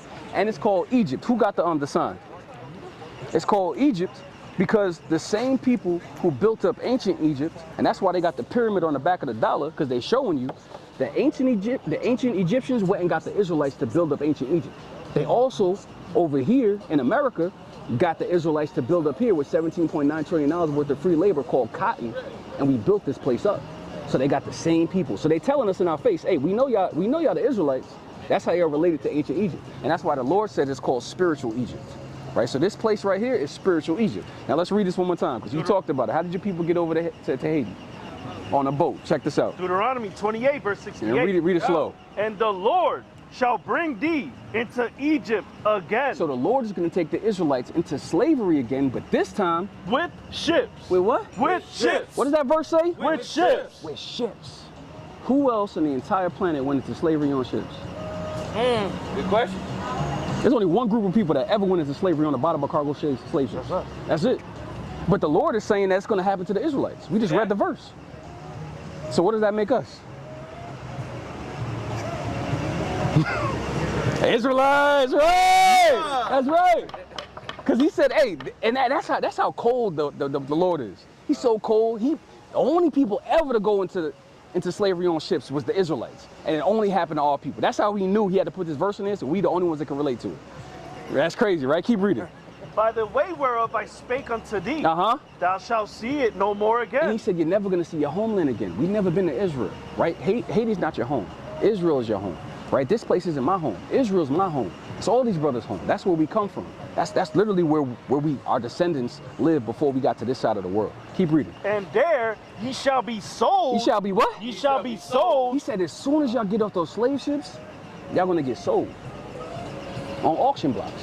That's how cold it is. He got super specific. Say, hey man, y'all gonna get sold as soon as y'all get off these ships. Keep reading. Unto your enemies. What was the white man? Unto your enemies. Unto the enemies, man, the so-called white man. Because only he's gonna be out here burning us alive, killing us, hanging us, lynching us, right? Even to this day. And because he hates us, he's our enemy. He shows us that he's our enemy every day, and we be walking hand in hand with him like everything's okay, when he knows he still hates us. Right? Keep reading. For bondmen, slave men, and bondwomen, and slave women, and no man shall buy you. And nobody was gonna come get us out of this captivity. And we've been here ever since 1619 until now, 1492, when we got dropped off on our slave ships. Our people have always been on this side of the world, prisoners of war. Still, that's right. That's wild, right? So if I had to ask you now, what's your nationality according to the Bible? What would you tell me? The Israelite. That's right. All praises. All praise to the Most High. He'll give you a flyer. And I know you got to get ready to go, but so you will be Israelite. You got to keep the commandments. We're out here every Friday and every Saturday, so you can come back. You can learn a lot of good information on there. So there's certain things that you got to do as an Israelite, right? You just got to keep certain commandments to the best of your ability as you can. So check us out on the YouTube if you can. Okay? You believe the Bible now? You believe in the Bible now? Thinking about it. Thinking about it? All praises. Check us out. All right? No problem. All right. All praises. All praise to the Most High, man. All praise to the Most High, man. That's what we come out here for, man. Just to get one sheep, man. We come out here, man, to get one sheep, man. We don't got to get everybody, man. We just got to get one. Right? So what I had you holding? Baruch 1 and 13. Con, you bring this out. Book of Baruch, chapter 1, verse 13. Pray for us also unto the Lord our God. For we have sinned against the Lord our God. And unto this day the fury of the Lord and his wrath is not turned from us. And ye shall read this book which we have sent unto you. We're going to read through 22. Keep going. to make confession in the house of the Lord. So last week, man, right, we was talking about how our people, man, right, they got to understand that, yo, this is what we used to do. And this is what we're still doing now, right? We're not keeping the commandments and walking in wickedness, following after the ways of the heathen, right? And so when you pick up your cross and you say you're going to follow after Yahushua, and he says, hey, you got to deny yourself. What is he talking about, right? What is he saying? How y'all doing? You got a couple minutes to listen to find out who y'all are? Right, now keep going. Upon the feast and solemn days, and ye shall say, to the Lord our God belongeth righteousness. Belongeth who? Belongeth righteousness. Hey, righteousness belongs to the Most High God, Yahweh Bashim Yahushua, man. That's who it belongs to, right? And the Most High can give you the Holy Spirit to help you walk in righteousness, right? And that's what it is. It teaches you how to walk rightly before the Most High God, man. Right? Keep reading. But unto us, but unto who? But unto us. Unto us, right? The ones who broke the commandments, right? Who didn't listen to the Most High God. Read. Hey, how sisters doing? Y'all got a couple minutes to hear the words of life? No? All right. Keep going. The confusion of faces. The who? The confusion of faces. That's why we be walking around here confused. How you doing, sister? Family. You got a couple minutes to hear the words of life? You believe in the Bible? All right. Keep reading. As it has come to pass this day. As it is what? As it has come to pass this day. As it has come to pass this day, man. Keep going. Unto them of Judah. Unto who? Unto them of Judah. I see a lot of Jews out here, man, that just continue to walk around and follow you. Don't want to come up here and listen to the words of life, man, and get edified. Man, don't want to understand, you know what I'm saying, that they can have, we got water, bread, I'm saying, for your soul. We got water and bread for your spirit, man. Right. The stuff that's going to help you to be able to endure unto the end and make it through the captivity. Because our people have no clue, man, that what's coming, man. They got no clue about Jacob's trouble, man. Right. They got no clue about the destruction and how Esau going to turn back to his wicked ways and start eating people, man. What's going on, family? Right? They got no idea. What's going on, brother? Right? And it's sad, man. You know, the damn heathens want to come up and talk to you a lot, man, but your damn brothers won't come up here and talk to you, man. And I don't want to talk to the damn heathens, man. I want them to keep walking, man. You know? But it's like, bro. You don't even got to ask them. Bro, they're right, man. I'll be teaching the whole dang lesson, man. They just going, hey, man, what you talking about? Nothing ain't got nothing to do with you, man. Ain't got nothing to do with you, bro. And then when I be calling out to my brothers and sisters all day, they just be like, he ain't talking to me. Keep moving. They be like, dang. That's tough, man. How you think? And so they're not gonna have no excuse in that day, man. When the Lord, they're gonna be like, "Hey, Lord, why didn't you tell me? Why didn't you send somebody?" He's like, "Bro, what you talking about?" They was out there every Friday and Saturday. You was walking by every weekend, bro. You was going for a job. Yeah, you ain't never had time. Waving your hand, man. And the Lord gonna be like, "Hey, man, I ain't got time." He gonna be what? Laughing at your calamity, man. Get that real quick. Get Proverbs chapter 1 and verse 20, man. Okay. Quick point, right? When the guys were talking about Hebrew, we didn't think about it. The book of Moses is all written in Hebrew, so he had to talk Hebrew. Facts. Facts. I mean, even if you think about it too, right? When you break down what Moses' brother Aaron, right? And just it sparked it because you're back on that topic, right? And I'm gonna let you bring this up, but Aaron was older than Moses. Right. So he was already older. So he already knew Hebrew, right? Because he was still living with his mom. His mom didn't take him and put him down and send him down the river, right? It was just those who were the newborns, right? So it was during a specific time. It was 3 years old and over. You was basically all right. So he knew Hebrew. He grew up with his mom and his dad. So how was he able to talk to Aaron? If he didn't know it. See what I'm saying? Right. Like sometimes it's just regular, you know what I'm saying? When you actually think about the story and go through the logic, it's like, oh, yeah, that makes sense. Right. I could talk to my brother like how, and he said before that, hey, Moses, you know what I'm saying? Aaron ran to meet Moses, man. And when he ran to meet him, he said, hey, he'll be your spokesperson because you say you're not eloquent in speech. But he could talk to his brother though. Right. They wasn't talking Egyptian, they was talking Hebrew. Right. When they went to the elders, what you think they was talking? They was talking Hebrew. Right. Every time he gave the word of the Most High, they was talking in Hebrew. They were talking in we never lost our ancient language. Only when he come over here to this captivity, we forgot everything, right? Because they beat it out of us. But it wasn't like that during that captivity, man. They let them speak their own language. Hey, you know, another thing, like here in America, Israelites, you know what I'm saying? Most Israelites in America, you know what I'm saying? We only speak 1 or 2 languages. Right. But what I'm saying? I work with a girl that's from Nigeria. She grew up and they learned 7 languages. Right. See that? You know what I'm saying? So And that's standard. coming over here to us, you know what I'm saying? When I hear, oh, you speak 7 languages, well, dang. Right. It sound crazy. Right. It sound foreign, but to them, they looking at us like, bro, everybody over back home speaks 7 languages. Right. How come y'all only speak 1 or 2? They looking at us like we crazy. You know what I'm saying? But that's because of, this captivity is literally the wickedest captivity, man. Right. Where they hold back and bond our people up so much, man. Because, hey, man, if all our people could speak, you know what I'm saying, multiple languages, man, and knew to get the hell up out of here, man, hey, man, this whole place would go down. Tongues will be everywhere. If you just took out the source of everything that gets, you know what I'm saying, how you doing, brother? You got a couple minutes to hear some words of life, man? Not today, man. Not today? It's all right. All right, man. What do we do? Right? Hey, bring us out, all right? This is the book of Proverbs, chapter 1 and verse 20. Bring it out. Wisdom crieth without. The Lord say? Wisdom crieth without. Hey, wisdom be crying, man. That's sad, bro. Like, I mean, you don't never want to see a lady cry. Right. Right? You know that hurt, as a man, bro, it hurt your soul, man. Right. When you see your kids cry, you see a lady distressed, man, you see her crying, man. Hey, wisdom's supposed to be our lady, man. She out here crying, man. And you don't think tears coming down her spiritual eyes, man, every time she sees somebody reject her? Every time she sees somebody who she's supposed to be loving, man, is supposed to love on her? Hey, man, you reject wisdom, man? Yeah, spiritually, man, wisdom be crying, bro. Right? Keep reading. She uttereth her voice in the street. Hey, she be talking loud, man. Right? Keep reading. She crieth in the chief place of concourse. Mm-hmm. In the opening of the gate. Right? In the city, she uttereth her words, saying, how long, ye simple ones? What she say? How long, ye simple ones? She be saying, how long, man, and y'all just gonna be simple. Hey, man, you don't never want somebody to call you simple, man, for real. That's an insult, man. The Lord out here, he really like straight up insulting people, man. He like, man, you simple, bro. You got a simple mind, bro. You know what I mean?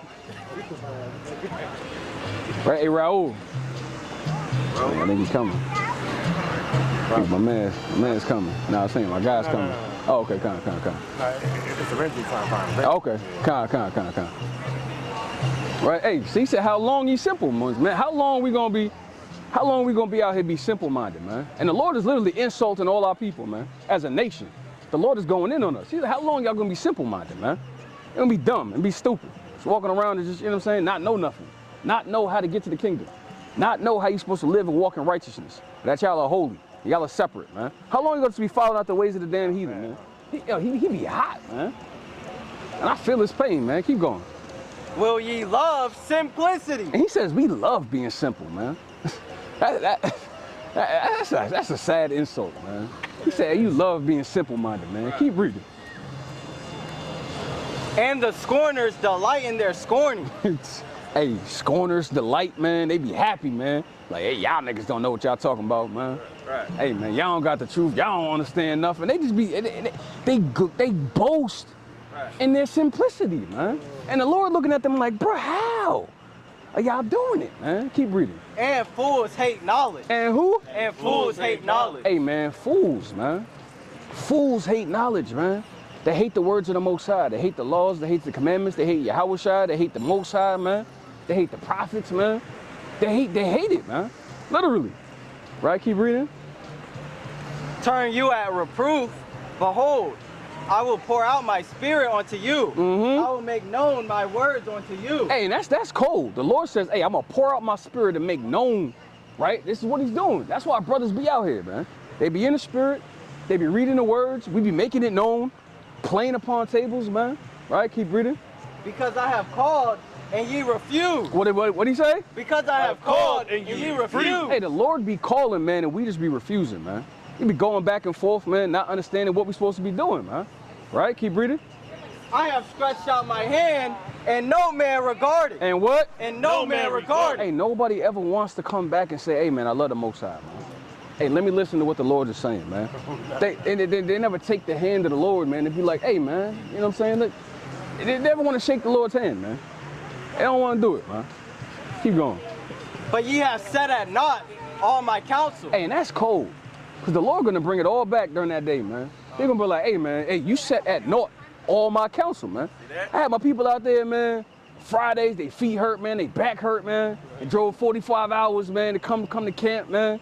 In the cold, in the hot, in the heat, in the sun. Man, getting stuff thrown at us, man. Guns pulled out on us, man. He was like, hey, man, all my counsel, man.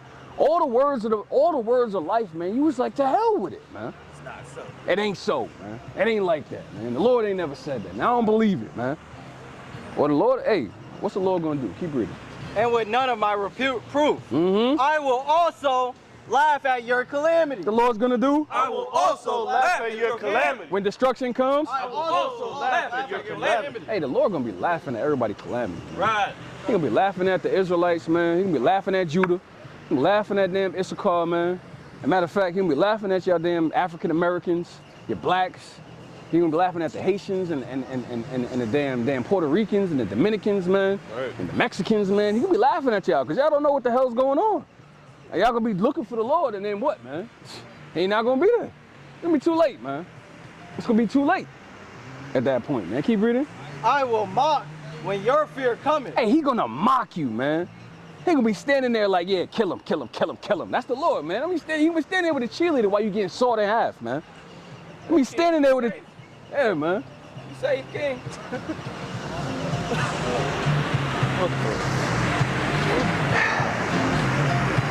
And where's his parents at, man? Where's his parents at, man? Where's his mom and his dad? Like his like, bro, his dad is definitely an Israelite, man. His dad is an Israelite, man. Keep reading, bro. Never know though. When your fear cometh as desolation. As who? As desolation. Hey, it's gonna come like a desolation, man. Everybody who be putting time into this damn place, man, when this place get destroyed and it's desolate, hey, they gonna be shook, man. Hey, and Big Papa Trump, man, hey, he doing it right, man. He out there doing it up, man. Papa Trump said, hey, man, he said, hey, Greenland, I want it, right? He said, Iran, he said, the hell with you. He said, hey, man, I'm making a border peace, man. Got my own UN coming, what's up? Right. You know what I mean?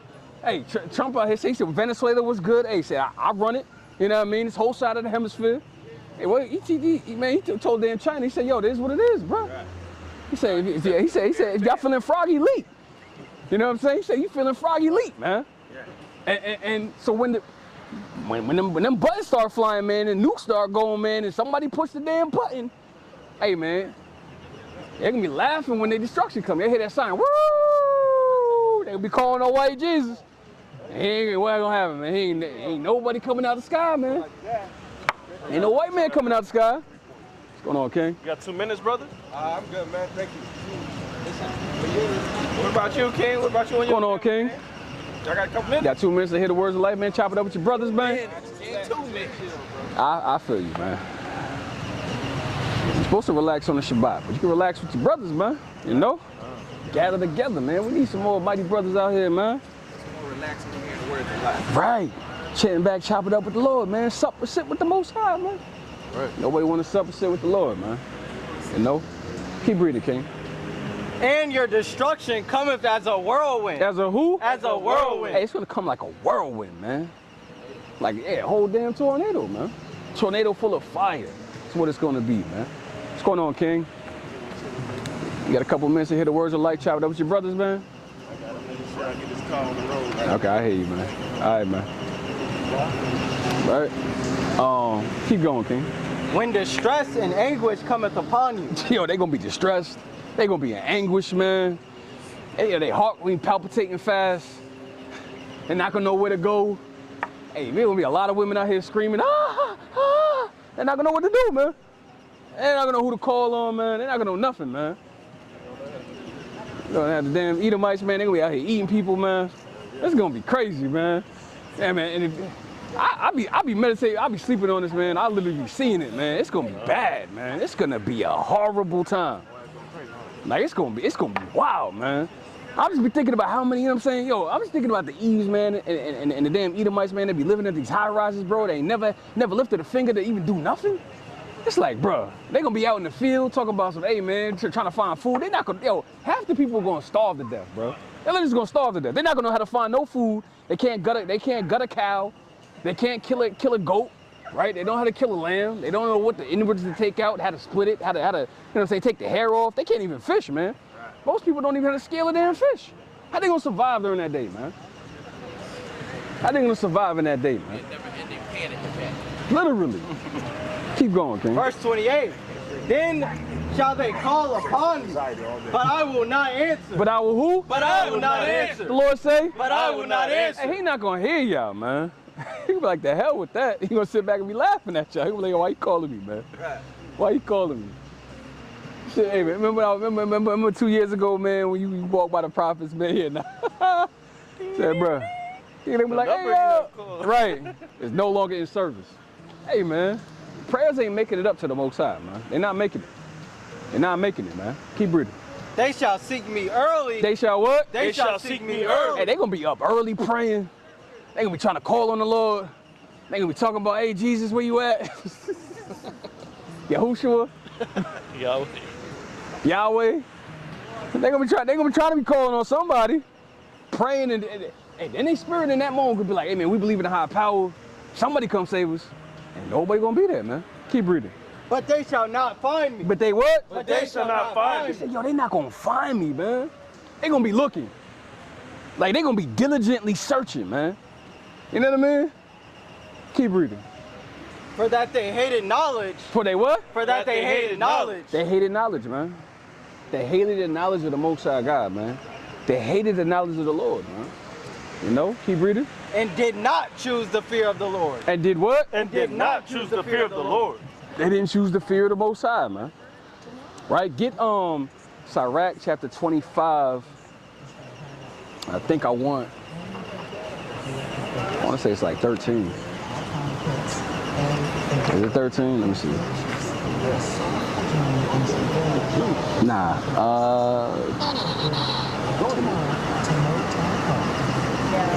Nah, I want verse 11. Book of Sirach, chapter 25, verse 11. Bring it out. But the love of the Lord passeth all things for illumination. All right, actually read up. 12 or 10? Yeah, let me get 10. 10. Yeah. Book of Sirach, chapter 25, verse 10. Oh, how great is he that findeth wisdom. That who? That findeth wisdom. Hey, say, hey, and that's what our people do. They reject the wisdom, knowledge, and understanding of the Most High God. But he said, hey, how great is it to be able to find wisdom, huh? How beautiful is it to be able to understand the wisdom of the Lord, man? Right. Keep reading.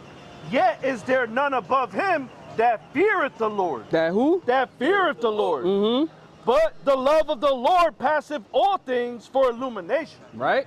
He that holdeth it, whereto shall he be likened? Mm-hmm. The fear of the Lord is the beginning of his love. The what? The fear of the Lord is the beginning of his love. Right, so he was saying, hey, they rejected love, man. They rejected the fear of the Most High.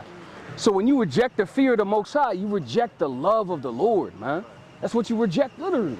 Right, keep reading.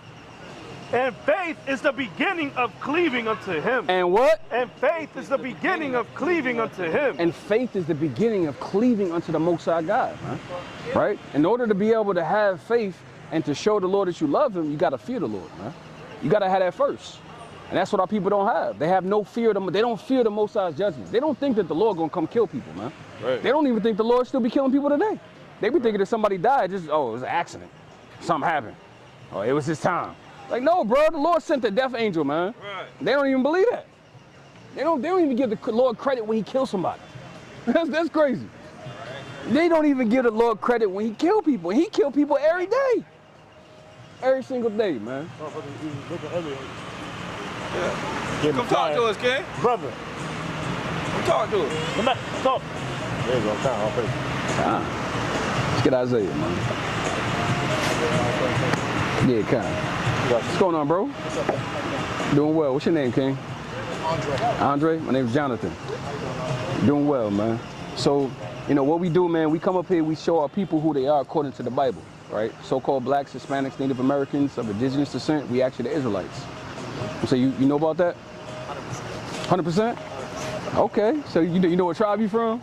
I don't know what tribe yet, but I do. I'm familiar with it. You familiar with it? Can we walk through, you know what I'm saying, how we know that we are? You cool with that?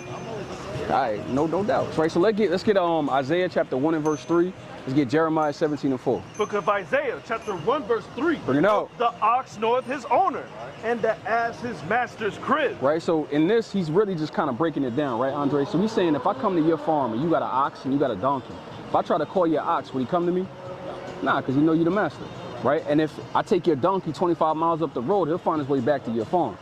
But who? But Israel. But who? But Israel. But the Israelites, God's chosen people. Read. Doeth not know. They don't know who they are in 2025. 2026, they no idea, right? Keep reading. My people. Some people. My people. Read. Doeth not consider. We don't even consider. You know what I'm saying? That, you know, this is the Shabbat and it's the Lord's day and we're supposed to be, you know what I'm saying, out here gathering together and loving, you know what I'm saying, one another.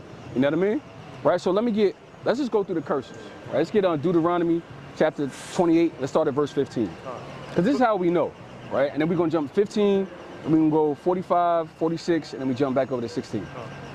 Book of Deuteronomy, chapter 28, verse 15. Bring it out. But it shall come to pass. He said, but it's going to happen, right? And this is the Lord. Because when you look up that word shall in Hebrew, it means it's inevitable.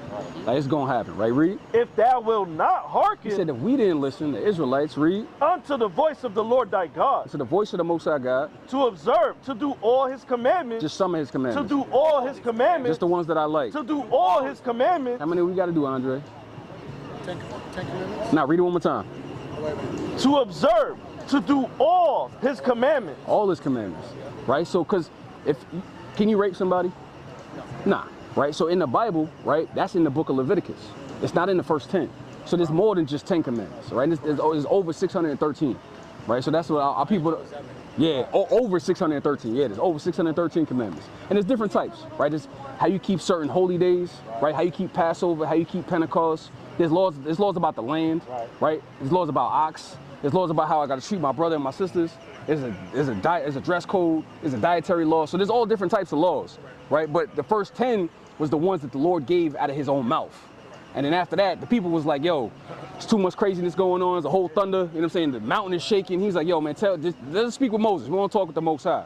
So then after that, Moses gave the rest of the commandments. So we try to just let our people know, hey, there's more than 613, right? Keep going. And his statutes, which I command thee this day. Right? That all... Yeah, nah. Yeah, that all these what? That all these curses. Right, so a curse, we know that's a bad thing. Right, it's not a good thing, right? Keep reading. Shall come upon thee and overtake thee. Right, jump to 45. Verse 45. So there's something about these curses. Like these curses, and I know you say you know, but this is out of a shadow of a doubt how we all really understand through history that these curses fit only one group of specific people. Right, keep reading. Verse 45. Right. Moreover, all these curses shall come upon thee and shall pursue thee. Right, so now we're saying the curse is going to come on the Israelites, right? They're going to pursue the Israelites like they're trying to run down on them. He said, and they're going to jump them till they what? And overtake thee. Till they what? Till thou be destroyed. Till the Israelites was destroyed, mentally and physically, right? Keep reading. Because thou hearkenest not unto the voice of the Lord thy God, to keep his commandments. Because we didn't keep the commandments. We was just badass kids. That's basically what he's saying, right? Now they're getting the behinds whooped by the so-called white man. Right, and I say so-called because I ain't never seen a white man look this color, you know what I'm saying? Just like I ain't never seen a black man as dark as your shirt. Right? Keep reading. Unto the voice of the Lord thy God. Right? To keep his commandments and his statutes, which he commanded thee. Right? And they shall be upon thee for a sign. He said, so these curses were going to be on the Israelites as a sign. Right? Like that horizon sign, First Horizon, it's a bank. Like, you know, if you want to open a bank account, you know what I'm saying, you can go over there. Publix over here is a sign, you know what I'm saying, if you was hungry, get some food, some water, use the bathroom, you know what I'm saying, it's all in there. So it identifies what's inside of it. Same thing that he's saying now. He's saying these curses are on the Israelites as a sign to identify who they are in 2026. So now we know who they are with that shadow of a doubt. There's only one group of people that are going to fit those curses. Keep going. And for a wonder. And to make us think. Right? Because I used to be like, oh man, I'm black or I'm African American, and I look in the mirror every day and know my skin is brown, but why do I call myself that? Right. Because of the damn people who oppressed us. Right? During slavery, transatlantic slave trade, right? Where it was out in the cotton fields and my forefathers was on the Gilbert plantation. You know what I mean? I keep reading. And upon thy seed forever. For how long? Forever. 2026? Forever. These curses are always going to be on the Israelites, right? No matter how long we go. So let's get to the first curse. Verse 16. Right? Cursed shalt thou be in the city. The Lord say? Cursed shalt thou be in the city. You get that sign, King? Right, so this is how we know. Because remember, he said these curses are on us as a sign. So we're cursed in every city. We in the ghettos, we in the slums, right? We last hired, first fired. right? We literally in Section 8 in the projects. It's only our people. And these are everywhere, right? We got projects and ghettos right down here in Orlando. We got them up in New York. They got them over in LA. They got them in Chicago. They got them in Lagos, Nigeria. They got them everywhere. No matter where we at. But they were built for the white people. You know what the word? Projects were built for most of the white people. I know, I'm from New York. They were built for the white people. Yeah. And as time went on, right, this is why they still have the most amount of people that are on Section 8, that are on welfare. It's basically the whites. They try to portray it as it being us. Right. It's not. You know what the word ghetto means, though? If you actually look up the etymology of the word? It's been a while. What is it again? So it means a place where the Jews reside. Right. So that's wild, because they say ghetto, they know they're talking about the Israelites. Right? So, and that's all people. And I'm from New York, too. What part of New York from? From the Bronx? Right on Long Island. Out of LLI, yeah. You know what I'm saying? Last stop on 495. You know what I'm saying? All the way out there. Suffolk, like by Corn. Yeah, I'm all the way out there, bro. Yeah, last stop on the LIE, man. Right, LI, man. Hey, right? Keep going. And cursed shall thou be in the field. And what? And cursed shall thou be in the field. Who was cursed in the fields? Sugarcane fields, the tobacco fields, the cotton fields. That's us, right? And we curse now even in the work field.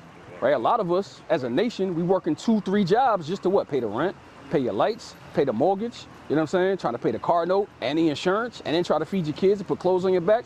We cursed, you know what I'm saying? No matter where we at, right? Jump to the next one.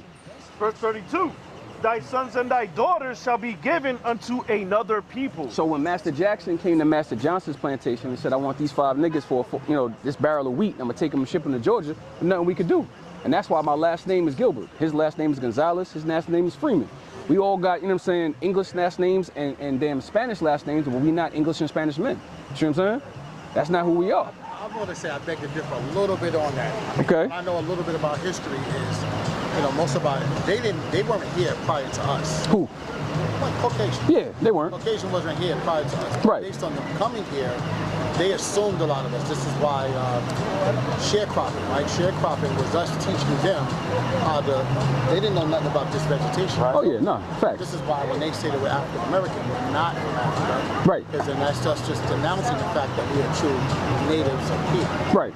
Right? And that's how they tricked us to all the technology and all the bullshit. And let me show you something about that. You said African American, right? We got this sign over here. We try to break this down too. Okay, that was Moorish. This is all Moorish land. This is why we all secretly fly under the Moorish. Well, to them, they pay homage to the Moorish kings and queens that are out here. Because there's a lot of them. Right, and that's true. And I can show you where those people, the Moorish people who were already here, how they got here. I can show you that. You know what I'm saying? And if we get some time, I could chop it up with you and show you that as well. I'm gonna show you this real quick, and I'm gonna jump back to that. Let me get Psalms 49 and 11, please.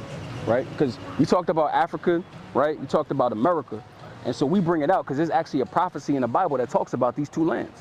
Right? So bring this out, King. This is the book of Psalms, chapter 49 and verse 11. Bring it out. Their inward thought is that their houses shall continue forever. Keep going. And their dwelling places to all generations. So when a nation is in power, right, they think that generation is going to last for a long period of time.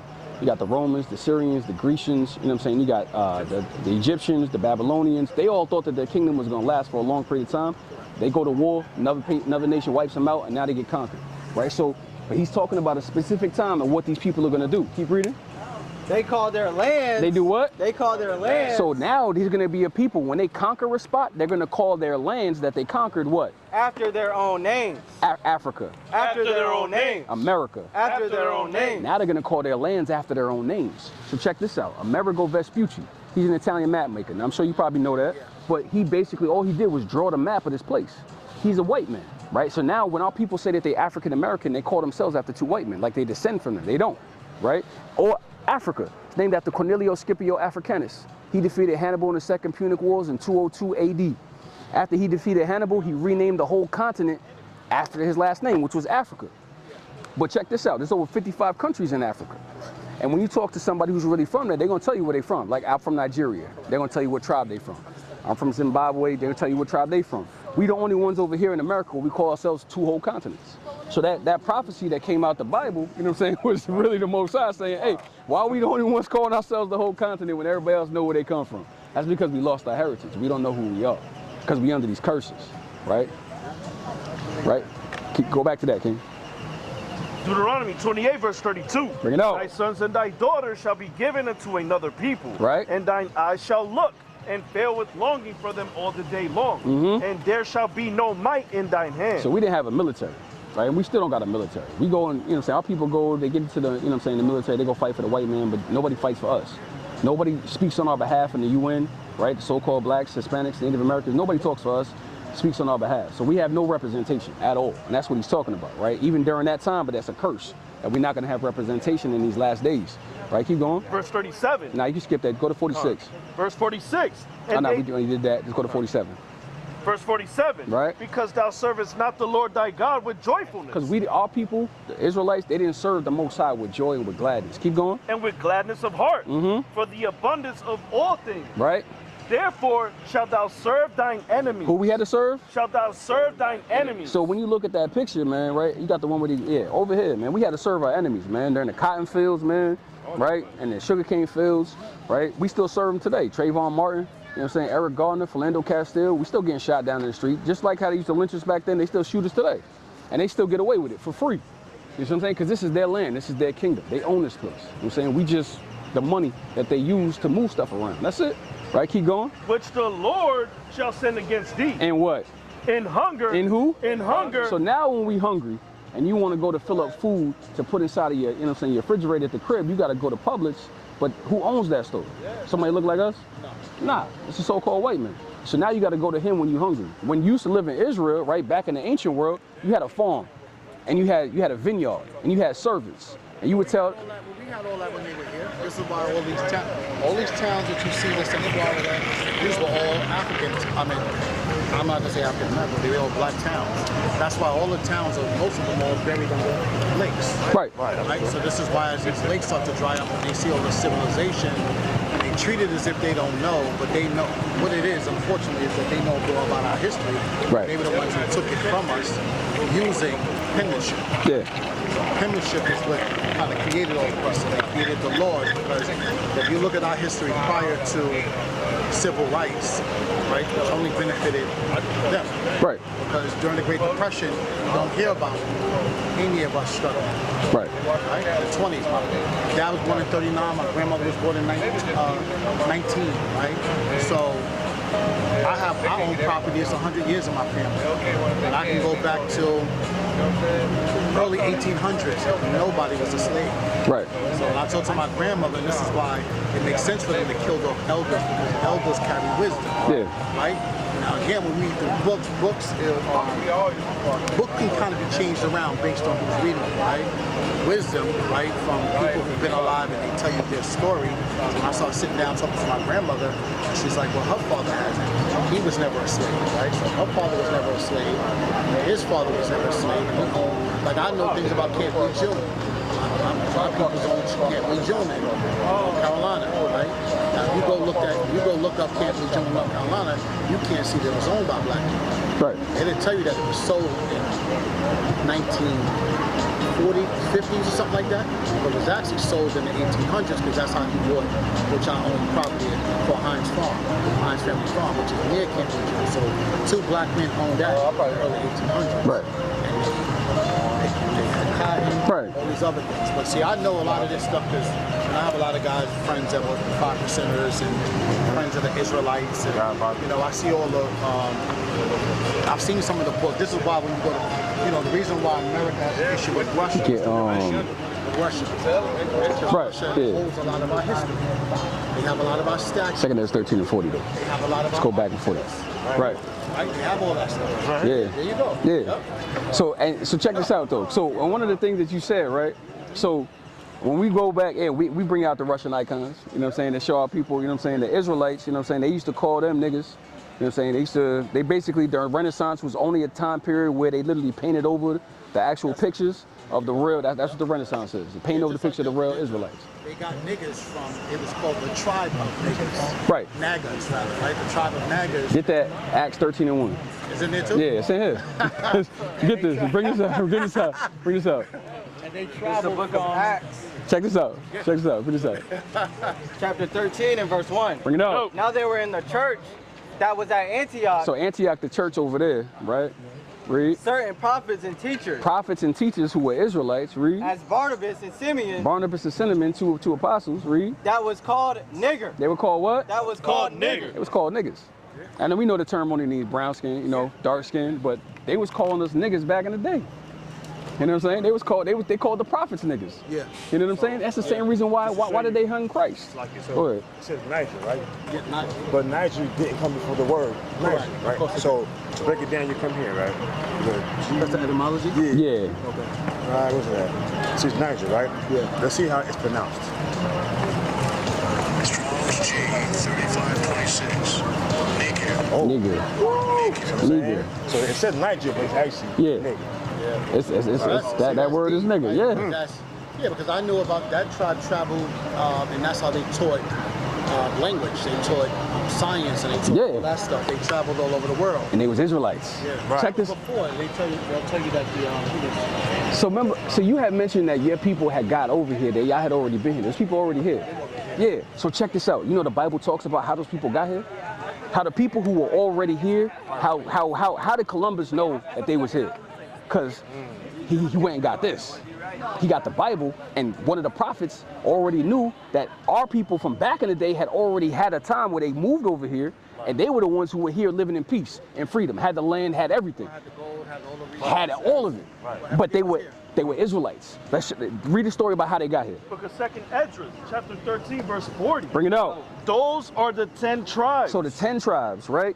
So when you look at the sun, the top 3 tribes, that's the southern kingdom. All the way from Ephraim on down is the other 10 tribes. That's what he's referencing right now. Keep going. Which were carried away prisoners. Which were who? Which were carried away prisoners.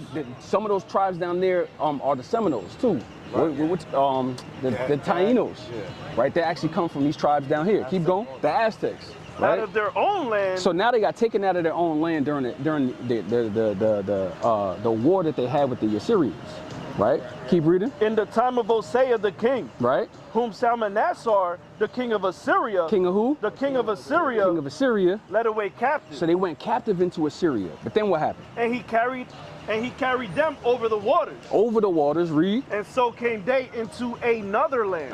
But they took this counsel among themselves. So they took a counsel amongst themselves. And what they say? That they would leave the multitude of the heathen. Said we got to get the hell away from these damn Assyrians. Right, read. And go forth into a further country. He said we got to go into a further country. Where? Where never mankind dwelt. Nobody ever lived at. So at this point in time, yeah, you got the map, right? So there was only 3 parts of the earth that was known. You got Africa, I'm gonna say that, right? You got Europe and you got Asia. So during this time, and this is about, what, 712 BC? Nobody lived on this side of the world in 712 BC. So they literally took a counsel and said, we gotta go across the waters to somewhere where nobody ever lived at. Keep reading. That they might there keep their statutes, which they never kept in their own land. Keep reading. And they entered into Euphrates by the narrow places of the river. So they entered into Euphrates over here on the western side, right? Keep going. For the Most High then showed signs for them. He showed signs in the sky so they knew how to navigate, right? Keep reading. And held still the flood. And he held still the waters. Keep going. Till they were passed over. For through that country there was a great way to go. Namely, of a year and a half. Took them a year and a half to travel around the whole bottom of Africa up over here to the other side. Now that makes sense because it takes 3 years to travel the whole world. So it took them a year and a half to do half of the year, half of the world. Right, keep going. And the same region. This region that they came to on this side of the world is called what? It's called Arsares. It's called America. It's called Arsares. It's called Arsares. So this landmass that we standing on now is actually called Arsares. That's how Columbus knew to come onto this side, and when he actually was on those boats, him and all those conquistadors, they had Hebrew Israelite interpreters because they knew that the people that were over here, the Tainos and the Indians, they spoke Hebrew. Right? Bring us out, King. I said the name Naviana Euphrates, right? Far from the petition of man, in which the 10 tribes we just read, Israel was doing North River, but until of course, Israel, some jujus. Said that Columbus did it in America, so he used the Bible to see that we came over here. Right. He called America Arsares. Right. And then they renamed it America, right? But that's how he knew there was people already on the side of this land that had everything and was living in peace. And you go to the same quote that he quoted. What did Columbus said? Hey, I put my sword down, no, not once. Right? He came over here, he killed everybody. he did the treaties. He came, you know what I'm saying, with peace. And then what? He really had war in his heart, man. Right? Yeah. The whole time, the Water King. He came in 1492. Yeah. The war from 1492 to 1700 was really probably the first World War, right? That they don't talk about, right? Because they changed the way the history is. And that kind of makes sense, right? Because now, when you think about it, that's how long it took them, right? That's why they wanted to blow up. They started blowing up statues and the architect and stealing all the books.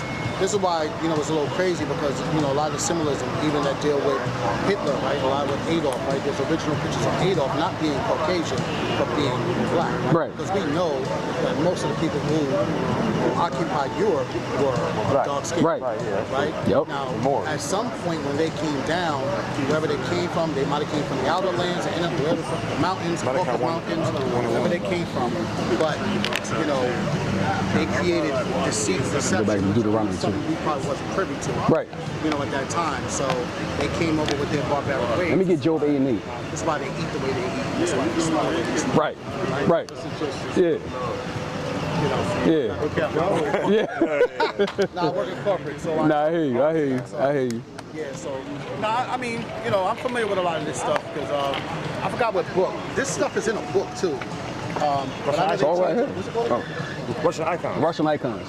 No, but it's called something else. It was called something because my man who. Because the book cost like $2 grand for the book. Yeah. It's like 2 racks. Yeah. It was cheap, and I think you're right. I wanted to go buy it, and it was $2,000. Right. So bring this out real quick, and then go to bring Job 8 and 8 real quick. Job chapter 8 and verse 8. Bring it out. For inquire, I pray thee, of the former age. Of the who? Of the former age. So a lot of people don't have the knowledge you got. You know what I'm saying? The knowledge that we're trying to give out, right? Because they don't go back and inquire of their forefathers. They just get stuck in today. They don't know to go back and go do research. I mean, I know the original. You know what I mean? Hebrew, right? Yeah. So obviously there's a lot of missing text, a lot of missing words. So when you got the original Hebrew version, that's a lot of the Jews. They pretend to be us, right? They pretended to be Indian, the land. And prepare thyself to search the. Can we give you a flyer though, King? Can we give you a flyer? Oh, you got you one? Okay. Yeah, I just added it to my YouTube. All right, yeah, check us out, man. Yeah, I've been on the YouTube, so I just added it. Hold on. It's the Sons of Zion. Yep.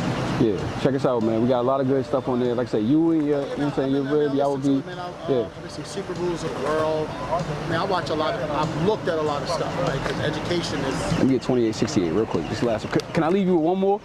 And then that's it. I'm gonna leave you with one more, man. Deuteronomy chapter 28, verse 68. Bring it out. And the Lord shall bring thee into Egypt again. Right, so we talking about the curses, right, and how they all fit the Israelites. So the last thing that he said, the last curse that fits us, he said that he was gonna bring us into Egypt. Right now, it's like if you and me, Andre, right, we chilling, you know what I'm saying, we go down to, I don't know, Miami, we get robbed in Miami, you know what I'm saying, and then we come back up here, we chilling, like, 2 weeks later, you know what I'm saying, I piss you off, you get mad, you look at me, you like, yo, John, man, you keep messing with me, bro, I'm gonna take your ass down and back down to Miami. So the first thing that's gonna come to my mind, I'm like, damn, bro, really where we got robbed at? Right, traumatizing experience. So when you see Egypt in here, it was traumatizing for our people, because the first time we was in Egypt, we was in slavery. Right, bring this out, Exodus 20 and 2. This is the book of Exodus, chapter 20 and verse 2. I am the Lord thy God, which have brought thee out of the land of Egypt, out of the house of bondage. What is Egypt? Out of the house of bondage. Bondage. They was in slavery, right? They was building up pyramids for Pharaoh, right? And that's why they ended up breaking off the noses. They want them to know that we was really dark-skinned people. You see what I'm saying? Right, keep reading. Oh, get Revelation 11 and 8. This is the book of Revelation, chapter 11 and verse 8. Bring it out. And their dead bodies. Philando Castile. And their dead bodies. Trayvon Martin. And their dead bodies. Eric Garner. And their dead bodies. Their dead bodies, right? Still talking about the Israelites. Read. Shall lie in the street of the great city. So they're going to lie in the street of a great city. Now, the Bible ain't going to come out here and tell you it's America. Otherwise, the white man would have burnt the books, right? So he don't want us to read no more. So, but we can read. So now, right, we got to decode it. So he's really talking about America, right? Spiritual Babylon. And what is this place?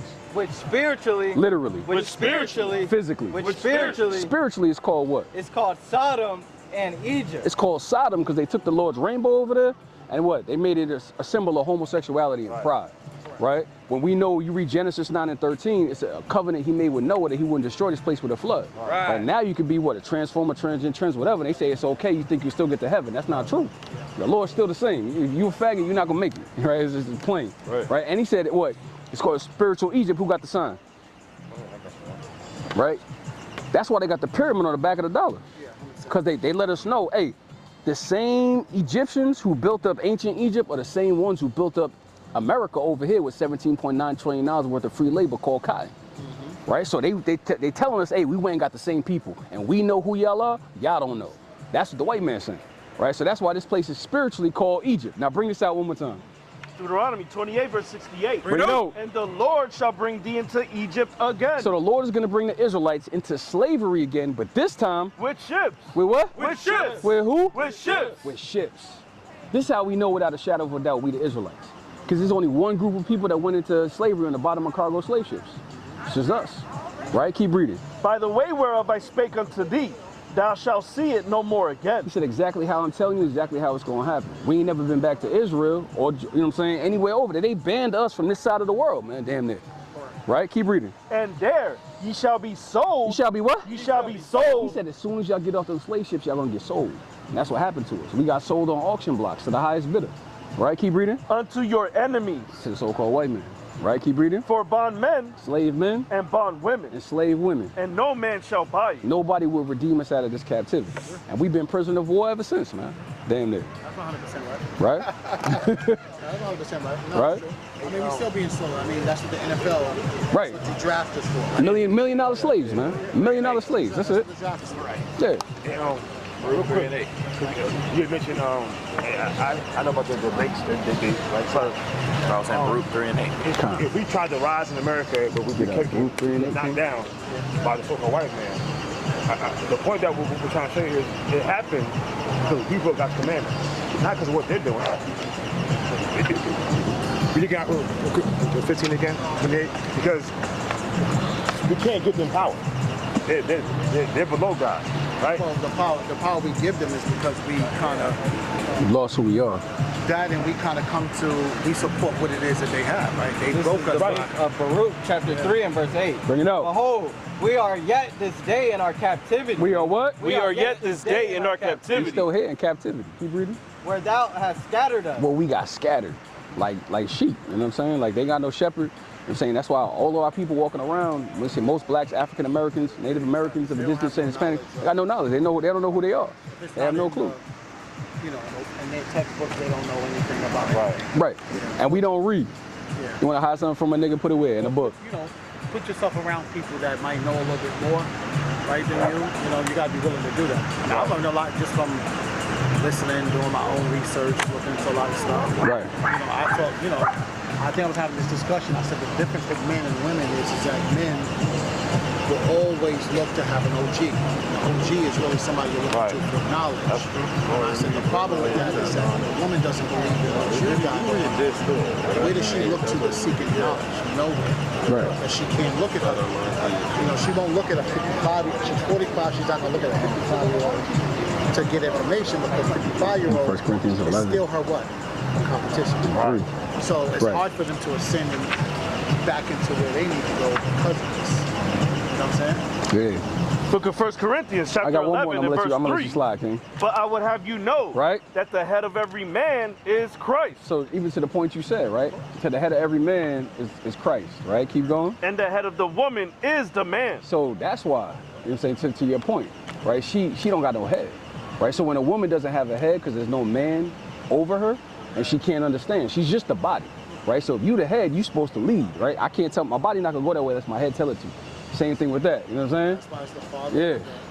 Yeah. Most High, the Son, the Israelite men, Israelite women, the kids, and then all the other nations. Keep going. And the head of Christ is the Most High. And the head of Christ is the Most High. That's it on that. But all right, King. Yeah, I appreciate you guys. Definitely, man. Check us out. You will be an Israelite. She's an Israelite. You know what I'm saying? And you say, check us out, man. Oh, yeah, I definitely will. I'm going to look at it. I'm going to look at some of the videos you guys have. All right, definitely, man. All right, brother. Yeah, man. Shalom. Shalom. All right, where was we at? What we had before, man? I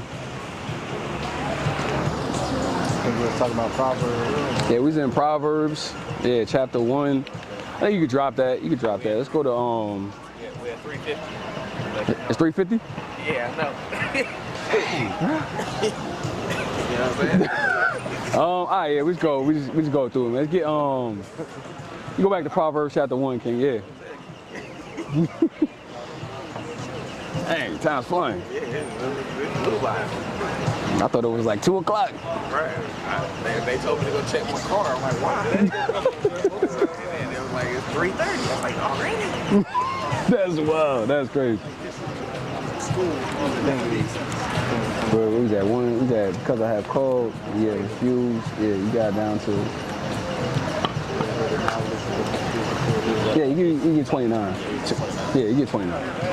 This is the book of Proverbs, chapter 1 and verse 29. Bring it out. For they that hated knowledge and did not choose the fear of the Lord. And did what? And did not choose the fear of the Lord. Hey, they didn't choose the fear of the Most High, man.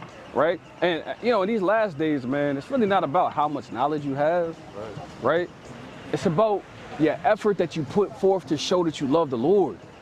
The only way to do that is to what? Keep the commandments to the best of your ability and increase in faith in His Son. That's it. I mean, we was talking about it last week. Hey, the Most High needs to see Yahushua and not you, right? He can't see me. He can't see Julio. He can't see Nori, man. He can't see Zach, man. Because, hey, man, we got our rap sheet is too long, man. Our sins is too heavily, man. What's going on, brother? 2 minutes. You got 2 minutes, King? Nope. He don't got 2 minutes, man. You know? And, you know, 2 minutes ain't a lot. No, 120 seconds is like literally just that. 120 seconds. We try to, you know, I know I can be a little long-winded, but I can jump straight to the, you know, the end if I need to. You know, try to give you just 68, let you know, hey man, that's us, for real. The line out there one more time. Right. So try to throw the hook, man. God, keep reading. Verse 30. They would none of my counsel. They would what? They would none of my counsel. Hey, that's cold, they man. despised all my reproof. They did what? They despised all my reproof. Hey, they despised the correction of the Lord, man. Despised the correction of the Most High God, man. Right? They hated it, man. And that's bad, bro. Like when you hate the correction of the Lord, man, how are you supposed to be able to walk righteously, man? You can't. It's impossible. It's literally impossible if you're not walking in the right manner before the Most High God, man.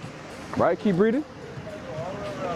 Therefore shall they eat of the fruit of their own way. They shall what? Therefore shall they eat of the fruit of their own way. So now the Lord is saying, hey man, when you start growing wickedness and you start growing unrighteousness, man, you start growing iniquity, man, hey, and that fruit gets ready to blossom, what's gonna happen? You gotta eat that, man.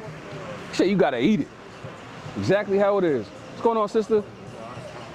You got 2 minutes to hear the words of the Most High, chop it up with your brothers.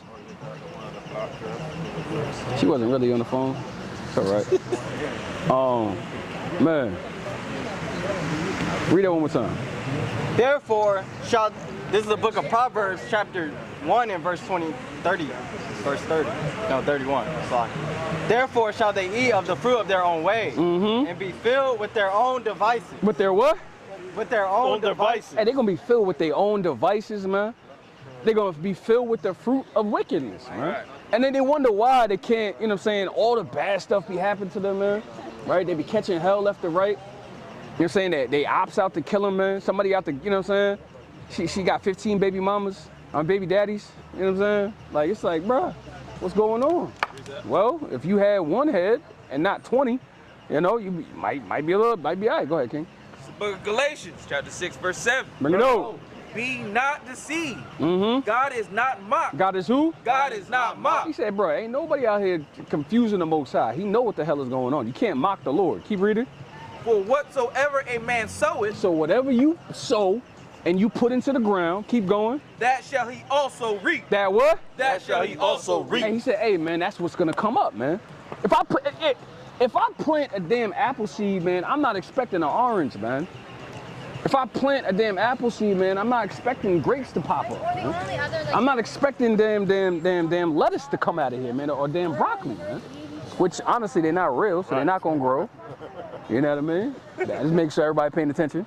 You know what I mean? But, hey, you put a specific seed into the ground, you know what type, you know what you want to come up. Right. So the Lord is saying, hey, if you out here putting damn iniquity and wickedness into the ground, how you think righteousness is gonna flow up from that? It's not.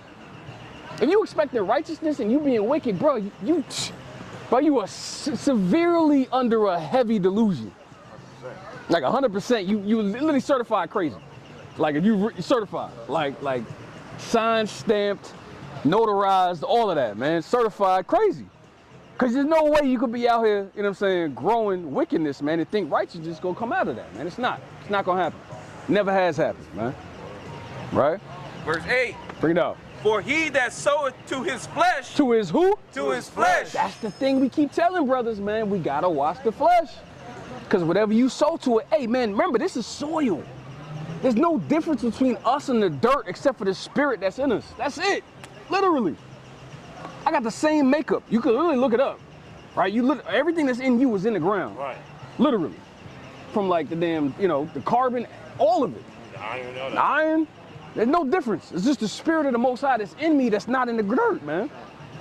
So we said whatever you sow, so you can sow to this because it's actual soil. Read. Shall of the flesh reap corruption. Shall of the who? Shall of the flesh reap corruption. So you're gonna reap corruption, man.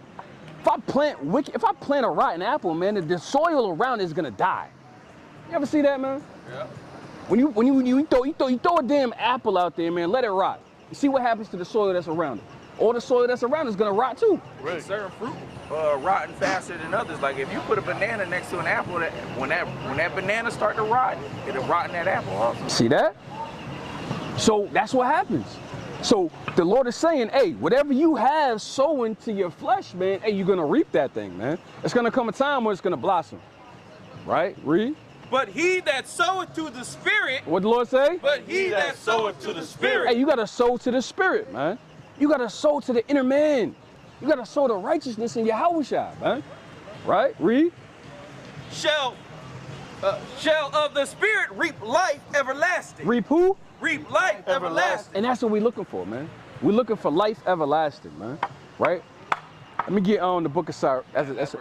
Next word, yeah, kind of bring it out. And let us not be weary in well-doing. The Lord say. And let us not be weary in well-doing. Hey, that's the same thing in what, man? 2 Corinthians chapter 4 and verse 1. And we says, hey, don't faint, man. Don't be weary in doing well. And doing well is keeping the commandments and serving the Most High with everything you have. And when you fall short, the blood of Yahushua covers you, man. That's what he's talking about. Don't get weary in doing well, man. Keep going, King. For in due season. When? For in due season. That's why we read it over in Ecclesiastes 3 and 1. Everything is a season, man. He said in due season, keep reading. We shall reap if we faint not. If we who? If we faint not. Right, get Sirach chapter 50 in the last verse. He said, hey, you can get that, what you reaping, what you trying to reap, that you're sowing. He said, if you don't faint.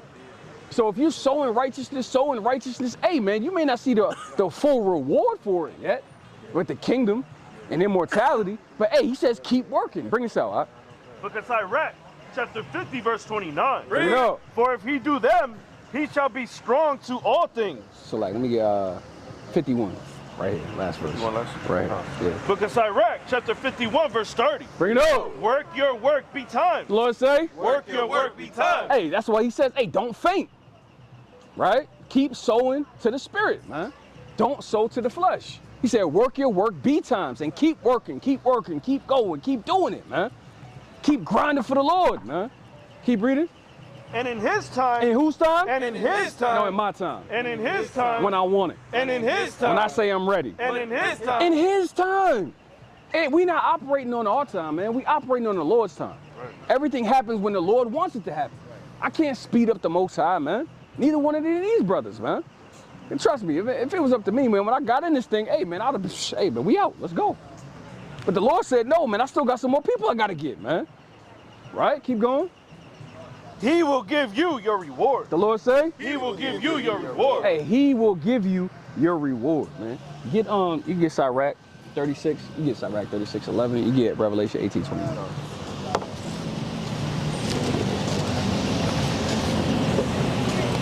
This is the book of Sirach, chapter 36 and verse 11. Bring it out.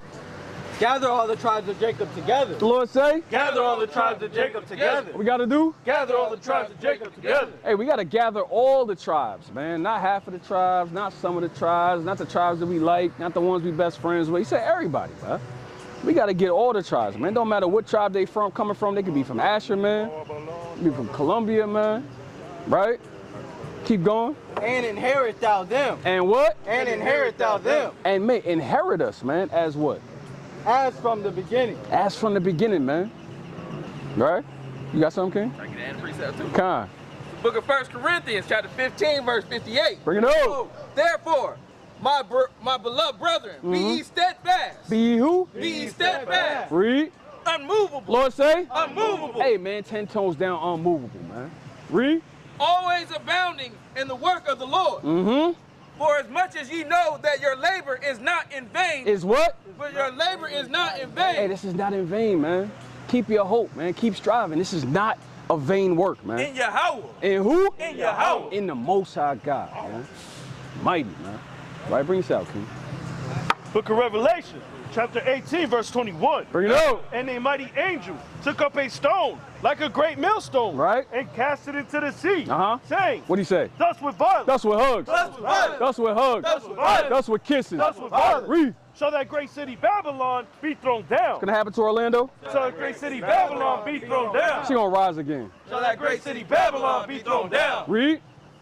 And shall be found no more at all. Hey, she ain't never gonna be found again, man. And with that, we give all honor and glory to Yahweh, Ba'ashem, Yahweh Shai. Kwame Sheller. Kwame Sheller. Kwame Sheller. Kwame Sheller. Kwame Sheller. Kwame Sheller. Death to America. Death to America. Death to America. Death to America. And death to the Edomites. Death to the Edomites.